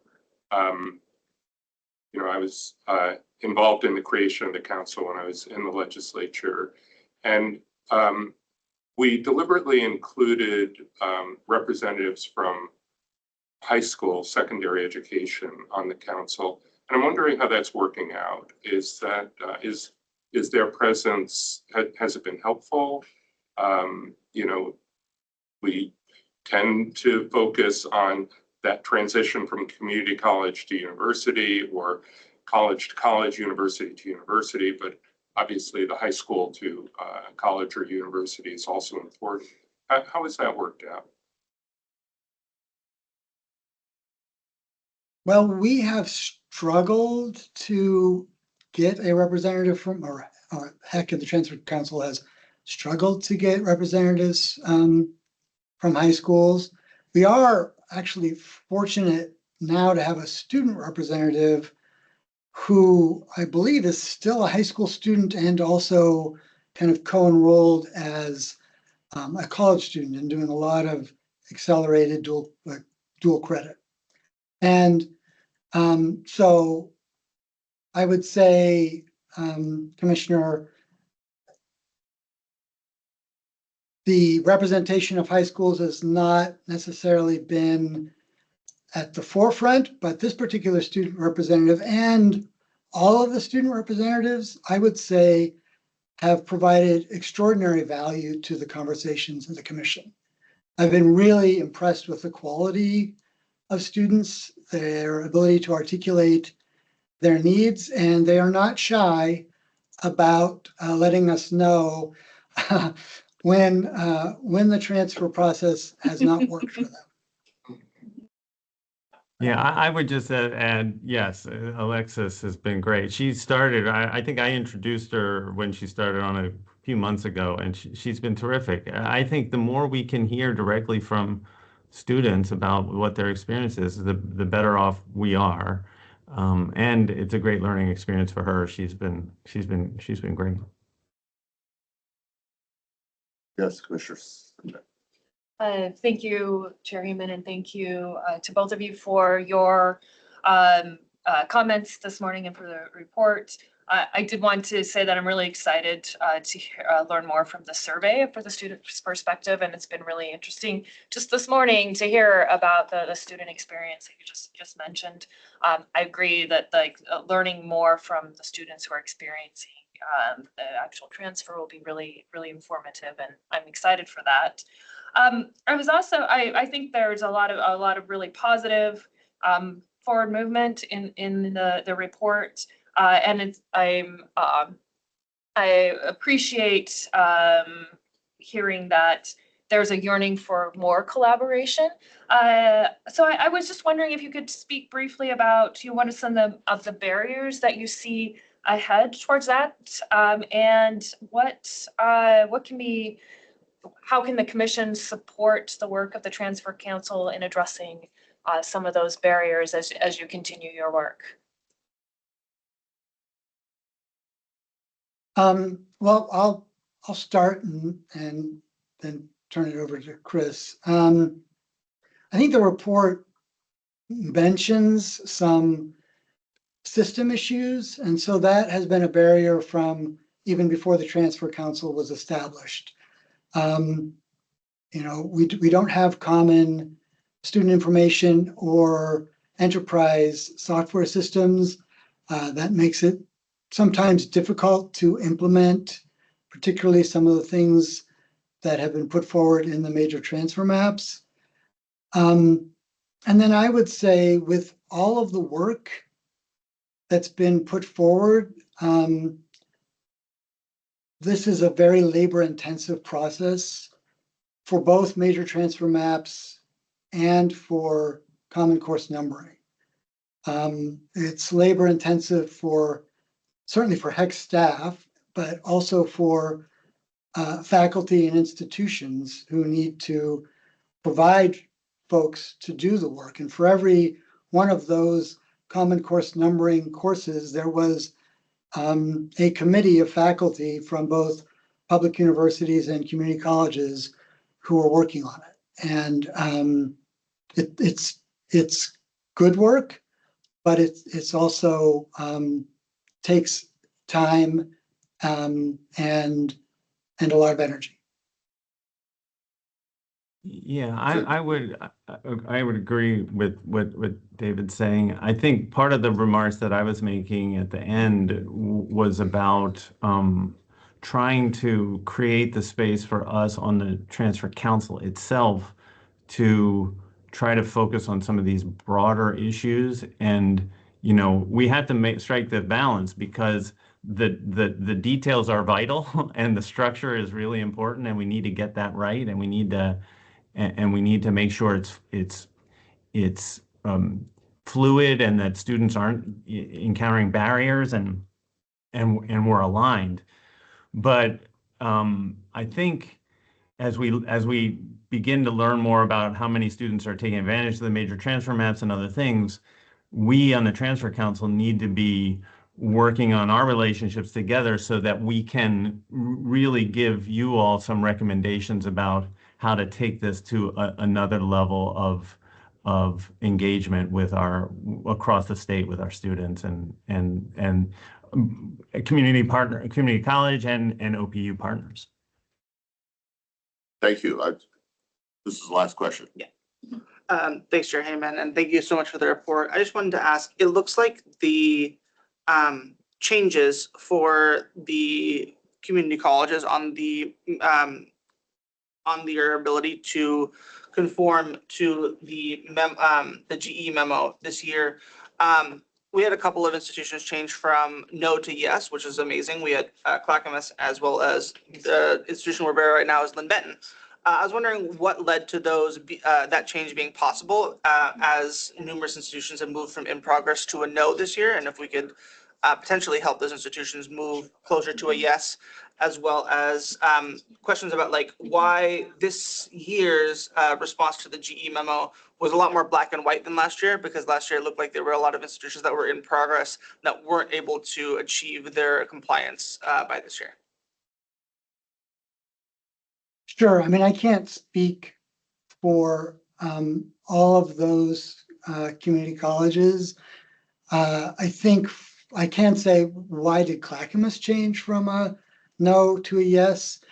And that is really that we bore down and adopted some processes that are time intensive and manual, and we had the capacity to do that. I think if you see other colleges struggling, we're a mid-sized community college, as is Linn-Benton. I think some of the other colleges, not all, but some who aren't able to move forward are some of our smaller and rural colleges who just don't have as much capacity. That isn't don't take that answer to the bank. We could certainly reach back to community colleges who are having trouble or ask the HEC staff to do so. And they have actually had communication with almost all of the community colleges and public universities on site, or virtually. So that's a guess at an answer to your question, Commissioner. Thank you. Thank you so much. Thank you for that. We have a variety of transfer related questions. We're going to move back to item 14.1 and then I want to let all of us know we have to act on the action items in 14.2. So, and be done by 11. Yeah, no, 11:30. Mr. Chair, as we bring Lee up, I just want to express on behalf of the commission just enormous gratitude to our co-chairs, Chris Long and David Plotkin. They're taking on a big effort in leading this council that is advising you, commission, on these transfer-related decisions. And it's hard work, as you've gotten a sense of from the report and from their presentation today. And they're putting in a lot of time working closely with HEC staff and with council members, leading their colleagues in this challenging process of kind of knitting together our systems. So really great appreciation to Co-Chairs Long and Plotkin. And Thank you. As we took this because of timing, we took this in sort of reverse order.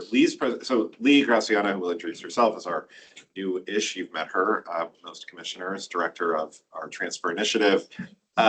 And she is working most closely with the council, with me, with you, Chair Heyman, as our commission's liaison to the council.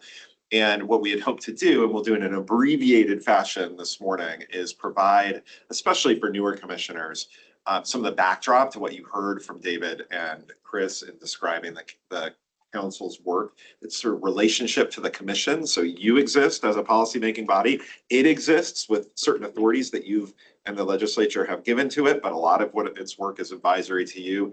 And so wanted to give you a sense of sort of the status from a HEC standpoint and a little bit more about your role in the work. So with that, probably in about a 10-minute version. So I did that more like 25-minute presentation. Okay, perfect.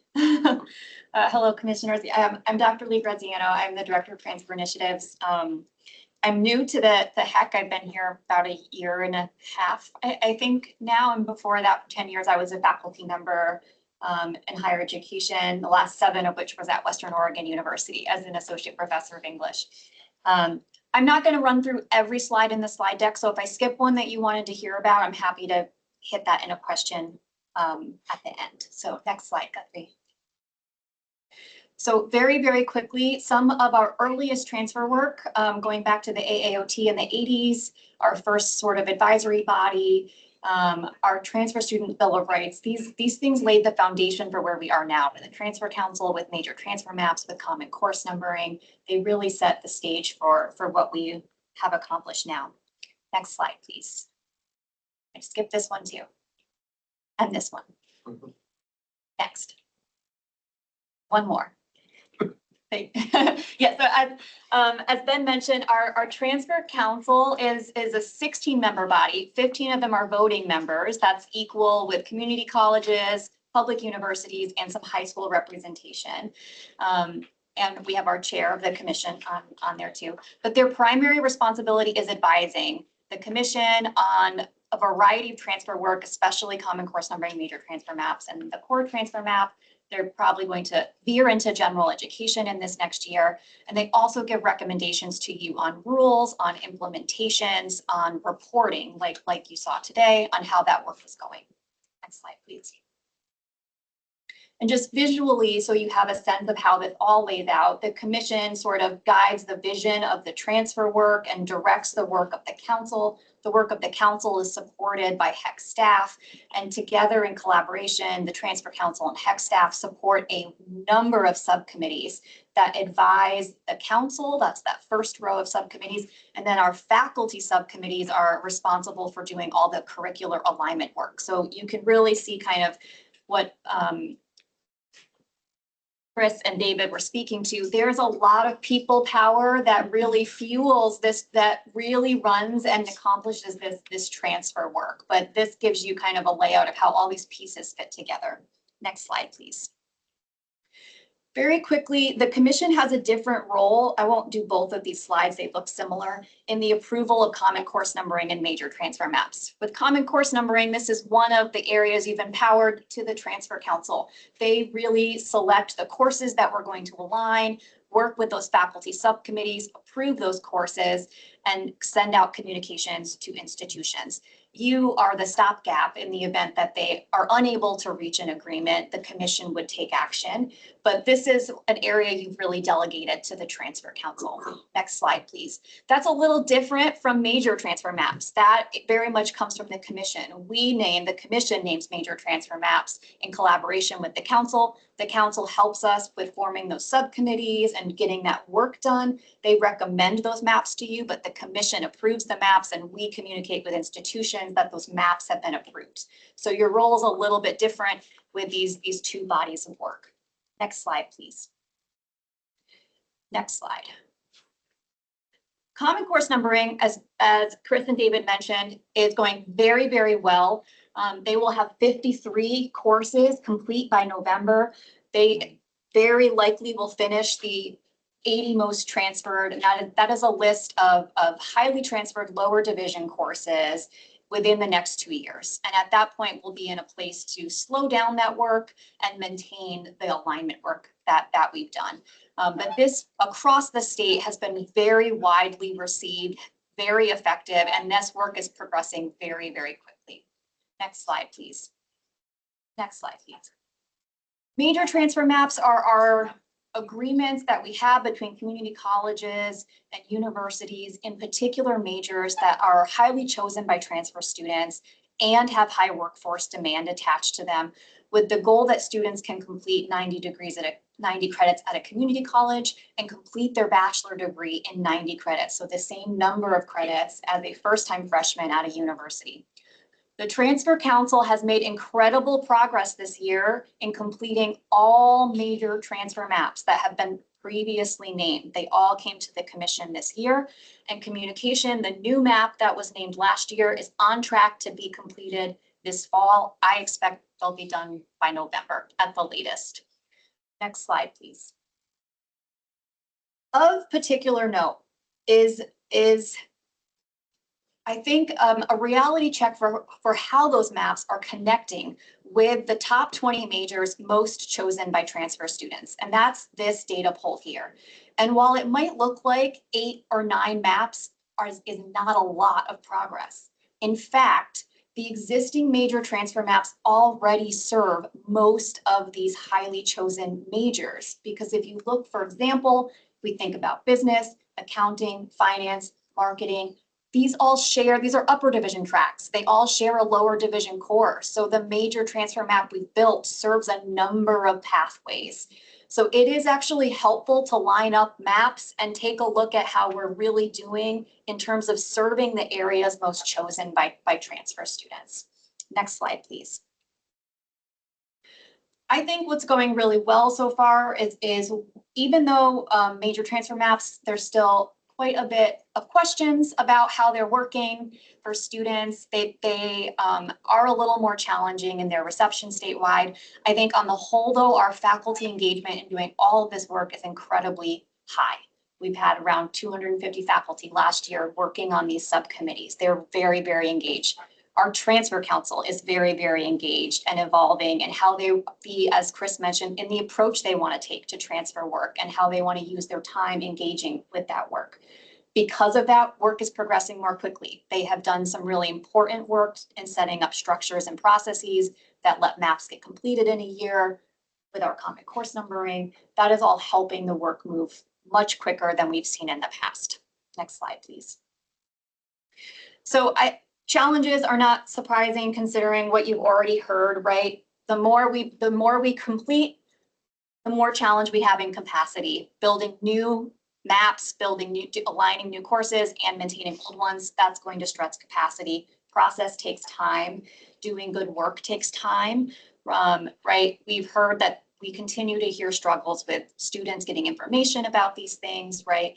So the challenges are things that we know, but I think the forward-looking solutions that we have are perhaps more exciting. Next slide, please.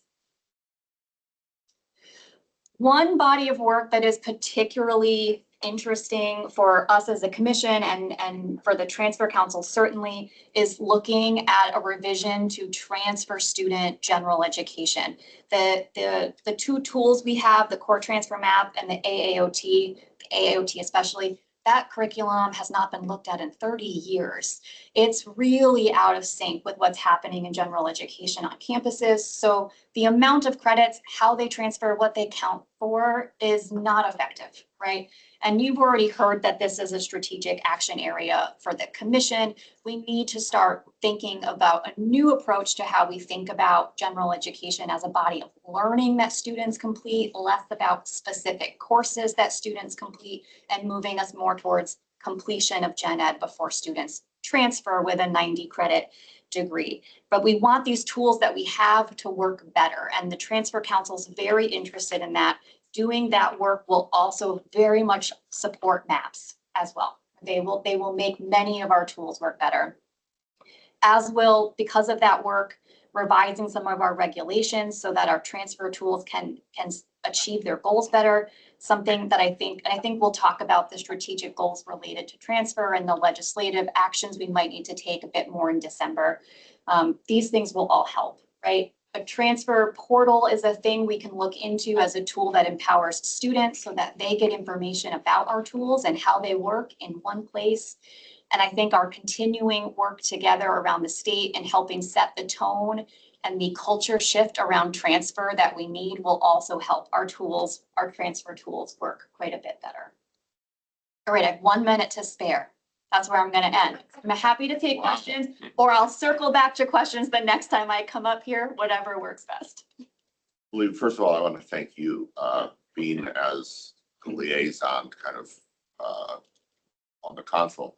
It's been gratifying to see the impact you've had on the work and the way in that we're really future focused in regard to gen ed and in terms of, I think, Chris said, how do we're working to organize ourselves so that we're focusing on the more transformative work as we look to the future. And I'm excited about that. And, because process has dragged us down quite a bit, not an overstatement. And so to the extent that we can sort of routinize some of that and actually move on to the transfer, and I think you've been instrumental in helping with that. And you've summarized, I think, the questions and the opportunities that we have. Lord, I really appreciate that. I want to call you out on that. Thank you. Yes. Thank you, Chair.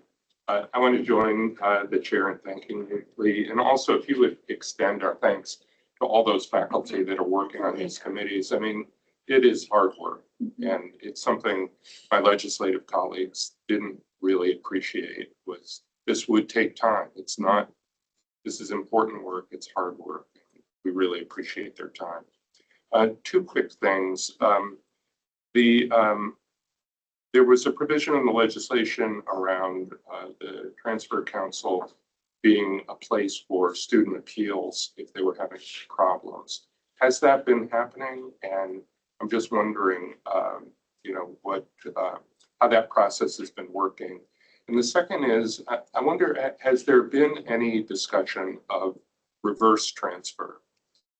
It's something the legislature called for a number of years ago to make it easier for students who had moved on to the university but didn't complete their degrees and could use some of those credits to, in reverse, get an associate's degree. Yeah, thank you. Thank you for those questions. For the first, the student appeals process, that is the second, the next set of rules the transfer council will recommend to the commission. So that the body of rules governing the student appeals process have not been developed yet. So they have one body of rules scheduled for this year, which is auditing, that's more regulatory compliance oriented. And then their next body of rules are student appeals. So that will be coming soon. Reverse transfer is a tool that is used by community colleges and universities. I think it exists on most transfer web pages. I think it's one of the tools that's especially a good option for, I know Chris or David, one of them mentioned, some of our smaller rural serving community colleges sometimes struggle with implementing maps, not because they're not willing to implement them, but because they don't have all the coursework. And adding courses and faculty is not always a capacity that those small schools have. And so reverse transfer is a really good tool. Students can complete most of the map, transfer, complete those extra couple courses, reverse them back and get to the same place. So that is a tool that exists and is being used. Thank you. Yes, Vice Chair Simner. In the interest of time, so first of all, thank you very much for your presentation. And what I'd like to make a motion, but I'd also like to check and see if we can have Lee come back at a future meeting to have a bigger discussion and answer some of the questions that I think. Yeah, so we had already, even before cutting Lee short today, we had already planned to dedicate a good chunk of your December commission meeting to transfer. Among other things, we are interested in bringing to you a proposal for a vision statement that would express the commission's intent and expectations on the transfer work. And we can also at that time do a deeper dive into other commission responsibilities and perspectives related to transfer. Thank you. So in that case, I would like to make a motion to approve the 14.2, 14.3, 14.4, 14.5, 14.6. I'll second. And Commissioner Watson will second. Any comment? No, good. We're going to vote. All in favor? Commissioner Coaching. Oh, just really quick, as an informational thing, would we be able to receive an email about where we could find all of the CCNs that have been currently approved and the ones in progress at a later date? Perfect. Thank you so much. And I have just one, and when you come back in December, I want to know a little bit more about what is entailed in maintaining the CCNs and Sure. Okay, we have a motion and a second. All in favor? Aye. Any opposed? Okay, we have approved those items and moving on. I know almost. Yeah, we're gonna, the last item that was in your transfer package for this morning was a preview of the success measures that we intend to bring to the commission for adoption, the transfer student success measures in December. I think we'll work on getting Amy here to give you that preview in November in order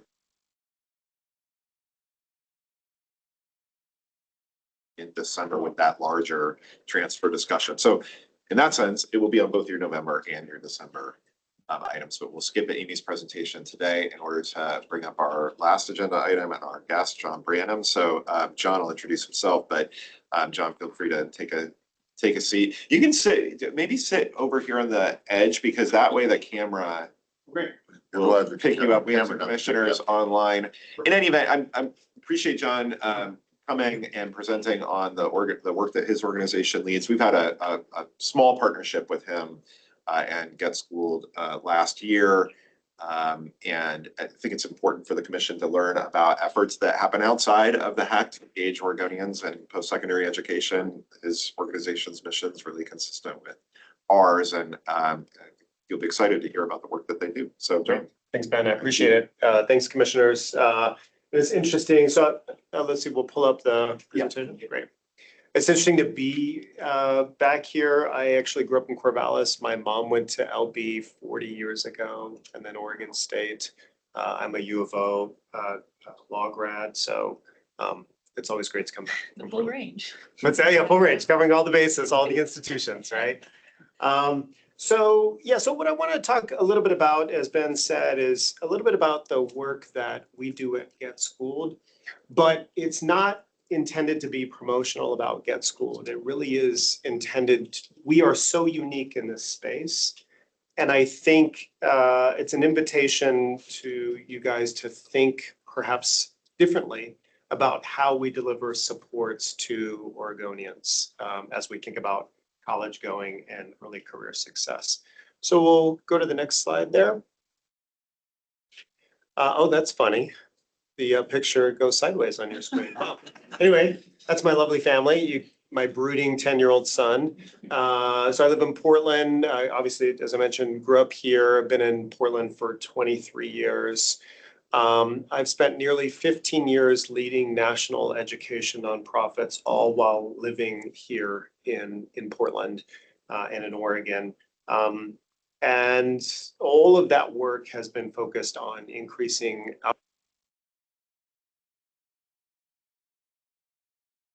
scale, and the numbers that I'll share with you today will make it clear what that scale looks like. Go to the next slide. So Get Schooled, the organization that I'm privileged to serve as the executive director, is America's only all-free, all-digital college and early career advising organization. We've been around for 15 years. We were founded by the Gates Foundation and Paramount.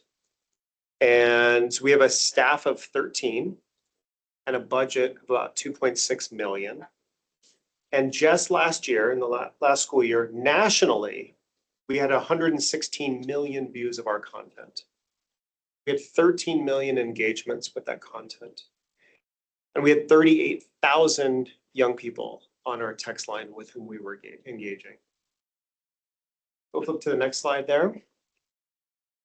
And I'm going to move relatively quickly through these things because I hopefully will have a couple of minutes for conversation because I'm hoping this will generate some thoughts from you guys.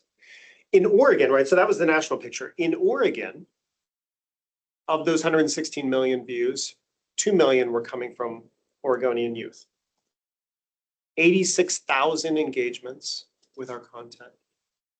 And more than 10,000 Oregon youth, disproportionately low income, disproportionately Black and brown, were receiving personalized supports. There's no other college access and success organization in the state, as proud as an Oregonian as I am, that can even come close to these numbers. Right? This is what digital college and early career advising can do. scale. And over on the right-hand side, you'll just see a couple of our partners here in Oregon. So go to the next slide. So how do we support youth? The first way is that we produce really compelling content. The content is all mobile first. It's all research-based. It's highly engaging. Most of it is video. So think like 5-minute video on what is the FAFSA? Why is taking rigorous courses important? What should you write your college application essay about? These kinds of things, right? Young people prefer to receive that content in video. We deliver it, and we do it featuring authentic first-generation college graduates or college students in the mediums that young people prefer. We also offer extraordinary tools, many of which are actually built in AI. So our resume builder allows you to come in on your phone and then choose a coach that looks like you and in a language that you speak natively, and have a 15-minute conversation with that coach and build your resume in 15 minutes and download that resume. You can have that conversation in Spanish, and it will deliver a resume in English that is editable and that we will review. In the last 3 months, we had more than 900 students complete that resume. That would take school districts years to get done. So we build extraordinary tools. And then we have real conversations with real students via text, via email, reviewing college application essays. Last year, we reviewed 4,000. And our pace right now, this school year, is 3x that. Go to the next slide.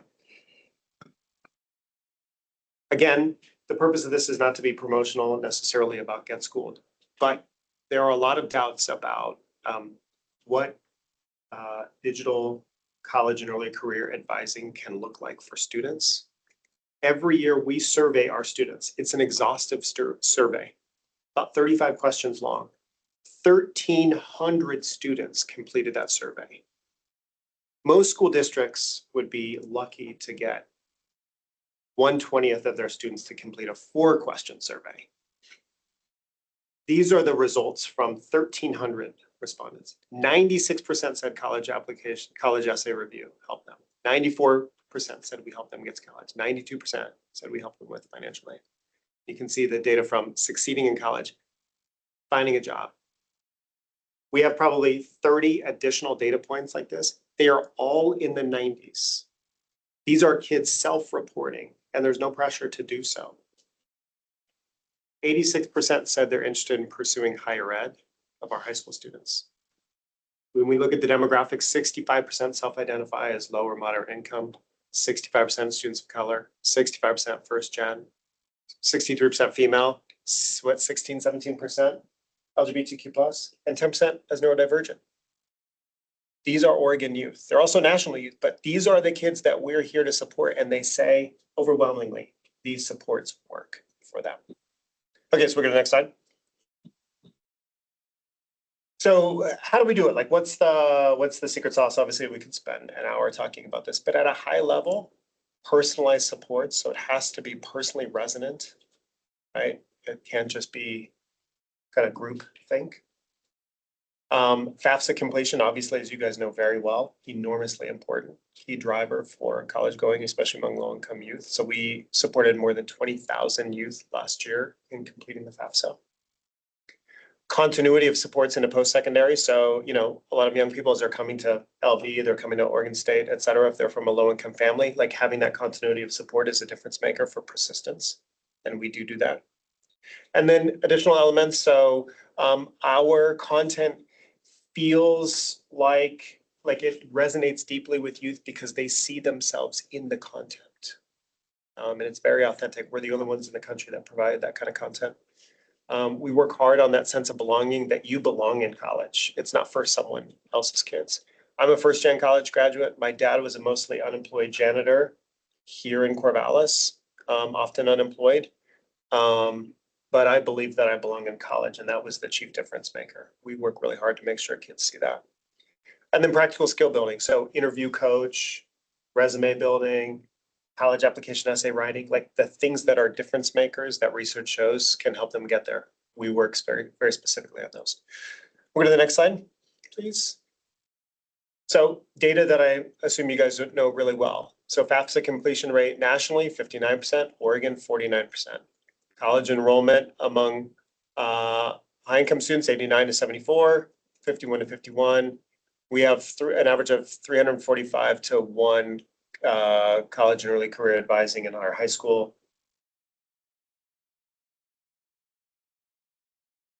In the moment, one of our partners, I got an email yesterday from Reynolds High School. They're cutting up to 100 positions. The college and career advisor was on the top of that list. She's gone. So now I'm scheduling a call with the principal to say, how can we step in and support every single one of your juniors and seniors at scale?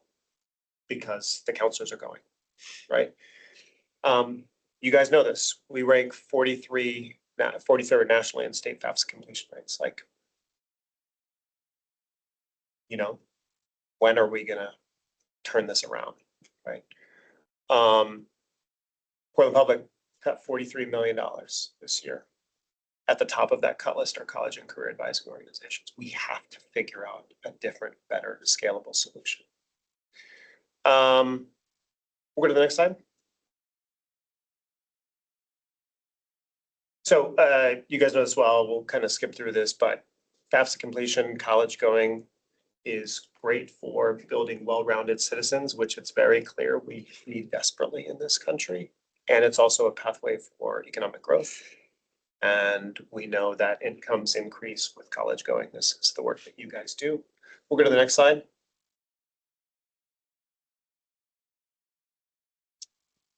And you guys know this well, but I wanted this sort of in the record for you. And we'll go to the next slide. So I think this is maybe where the generative conversation is. So I think these, from my perspective as an Oregonian who's doing this work nationally, and who gets a ton of traction, interestingly, in red states. Texas is our second largest state, not just per capita, but just in sheer numbers. Tennessee, Alabama, eat our stuff up and are hungry. And I go there and speak all the time. And we're talking about deeper statewide partnerships. I think these are the questions for us. Will today's FAFSA completion rates, especially among low-income youth, position Oregon for long-term economic growth? Right, if the answer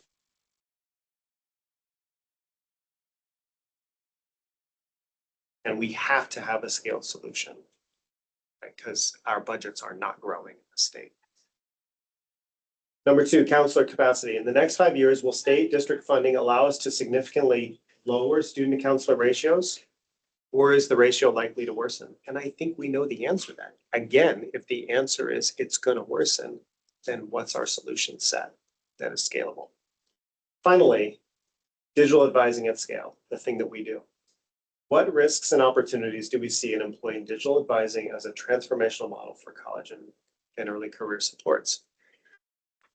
You know, it's an invitation for us to rethink the power of digital supports because according to students, it works and it's transformational. And I love as an Oregonian and as a parent, high school and middle school kiddo, to see us move in innovative, compelling ways that support students at scale. So I went through that quickly, but in the interest of hopefully generating, hearing questions you might have, follow-up reflections, and maybe hopefully considering this as the beginning of the conversation. Yeah. Yeah, first of all, thank you so much for bringing this to us. College and career preparation in our high schools is definitely an issue that we need to reckon with as a state. And there's been a lot of ink about it in the past few years. There's been a lot of conversations in this room about it. So I'm really happy that we have folks like you that are tackling it.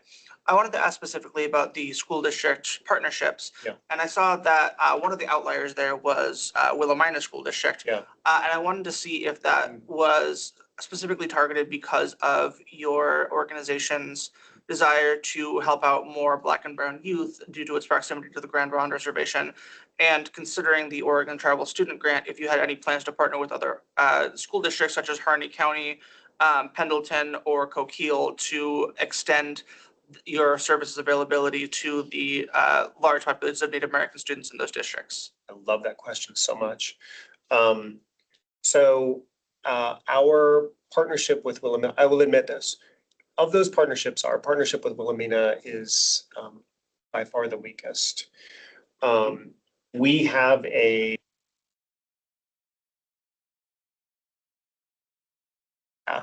who lives here in Oregon and worked at Benson High School in Portland, Oregon for a decade doing this work. She's a card-carrying tribal member. She runs point on that. And with all of our organizational supports, and I would also add with NEA, so my wife formerly ran Prosper Portland for almost a decade. Prosper Portland was probably the largest organizational sponsor over 10 years of NEA. Most of the nonprofit leaders in the Portland space, education space, are dear personal friends of ours. Despite all of that, we have struggled to, despite years and years of hard work, follow-up emails, showing up in person, everything. We have really struggled to build those relationships. It's not for lack of effort. We've also had national conversations with, some of the nation's preeminent Native American leaders live right here in our state, and our kids go to school together. And we've leaned on those relationships as well. We would love and have put proposals before some of the tribal leaders to say, we will do the work for free. And we will even train some of your students to create indigenous content to inspire your students, their friends and fellow students. And staff changes happened and no follow-ups. So we're really struggling there. But we have bold aspirations, and we would love to find the kinds of partnerships and champions in this work to help us do that work. And so is that helpful? And then you asked a little bit about Black and Brown. I would say that I'm proud of the fact that in 15 years, we've never turned a single student away. So we could have, a wealthy white kiddo from Nebraska and a low-income Black kid from Corvallis, and we serve them equally. The affluent kid,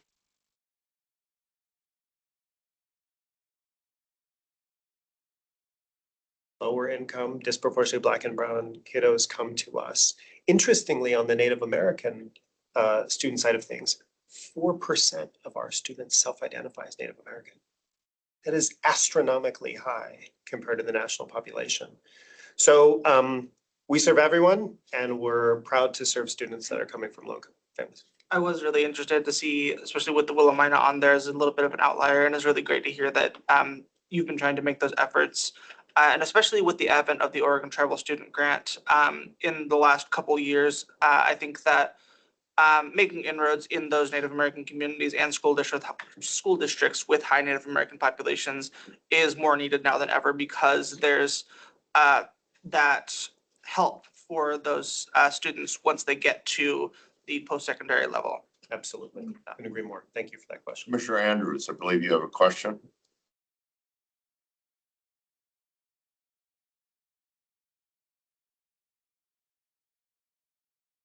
Yeah, sorry, I was just trying to unmute myself. I was the previous, I'm just to give a little bit more context for my position, I'm vice chair of the Coquille Indian Tribe, and I was previously our higher education coordinator. And so I was the person who was in that seat when the Oregon Tribal Student Grant came out.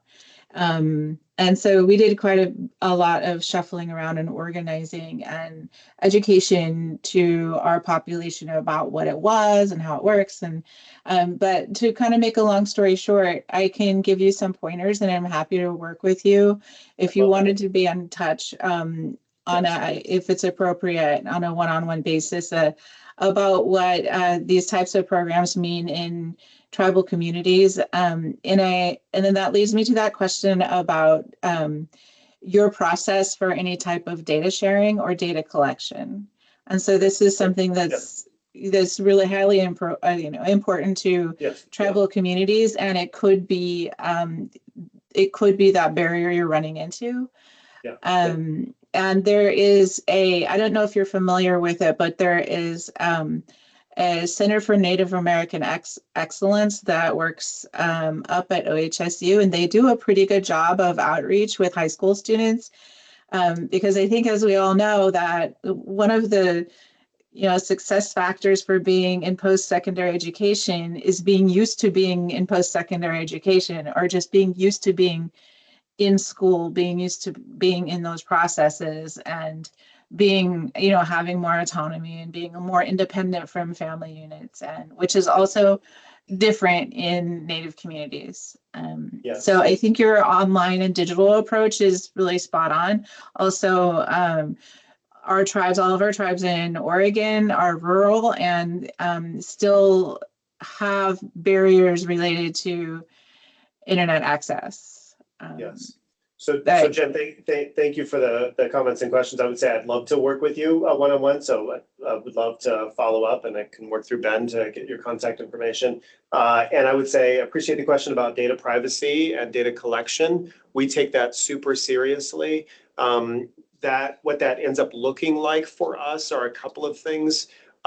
In all of our partnerships with school districts, right? So for example, with Portland Public Schools, we have all 6,400 juniors and seniors, first names, last names, email addresses, and cell numbers.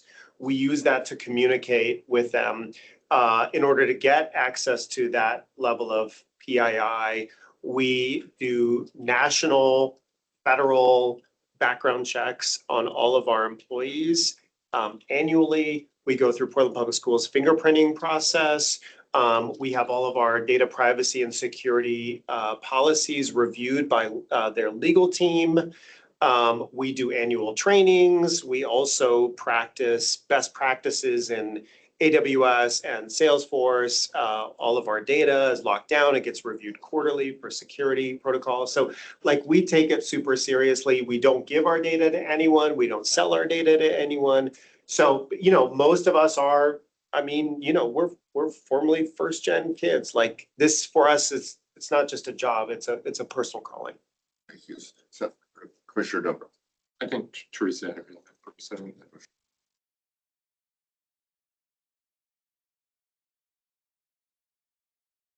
Going through this, because looking at our school districts they are not scalable. Yeah. And so, and I do feel like a lot of our students of color specifically don't necessarily see themselves in secondary or post-secondary ed. And so looking at what your willingness to work with some of our districts, because I did push this out to some of them and ask if they'd heard of this and what was going on with it. Yeah, so I appreciate you raising the rural students. As an Oregonian, I care about all of our kids. And I would say a couple of things. One, several years ago, Meyer Memorial Trust gave us a very modest sized grant. I think it was maybe $80,000 for 2 consecutive years. And we used that money, and the purpose was, it was from a rural fund that they had. Mm-hmm. And the purpose was to see what kind of engagement and impact we could have in rural communities. So we identified 67 school districts that were both rural and had high, low SES populations.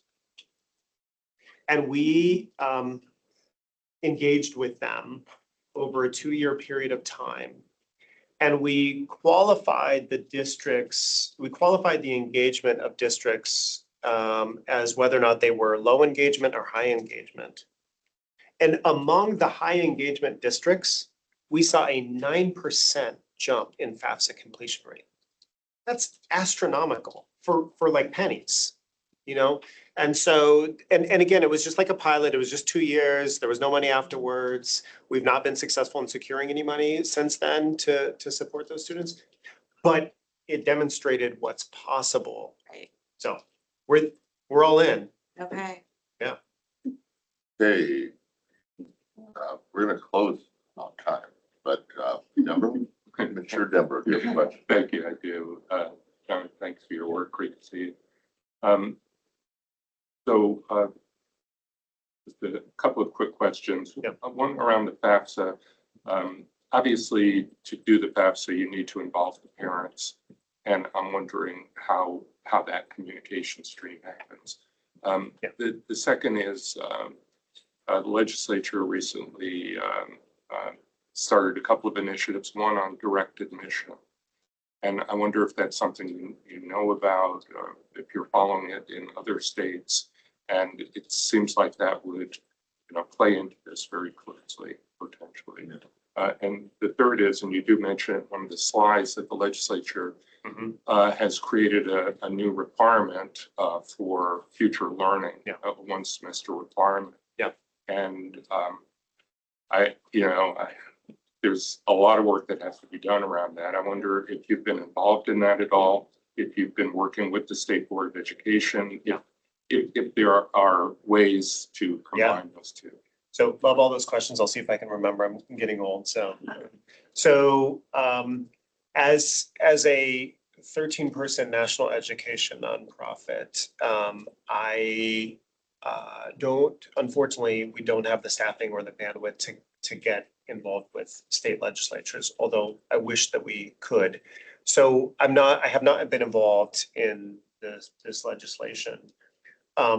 But we are building a platform that, and we're assembling our content into courses and putting it into the platform. And the platform should be done by the end of this year, so that we can actually deliver it to school districts, so that a student's completion of that course online would check the box and meet that legislative requirement. So we're pretty excited about that. The question about, let's see, what was the next question? Involvement of parents. Oh yeah, involvement of parents. Yeah, thank you. Yeah, so you're right. So we do not communicate with parents, except that a lot of the cell phone numbers that we get from, say, Portland Public Schools and other districts are in fact parent cell numbers. And the reason is that most school districts are, there's probably a more polite way of saying this, but aren't quite as, they don't distinguish between those numbers.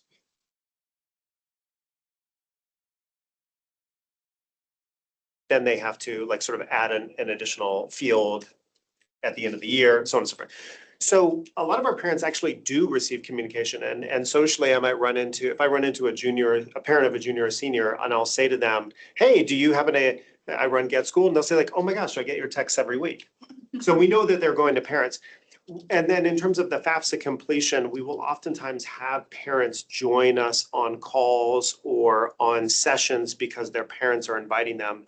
But at the scaled version of our FAFSA supports, we help the student to say, here's the question you need to ask your parents. Here's the form you need to get, because they simply don't have anyone to assist them in navigating through the complexity of the process. We clarify that, then they'll bring that form back, then we can work with them on it. And I think you had a third question. Well, the third was around the direct admission. But oh yes, and I would say now, and I would say I'm not familiar with that. Would love to learn more. It could intersect very well. Right.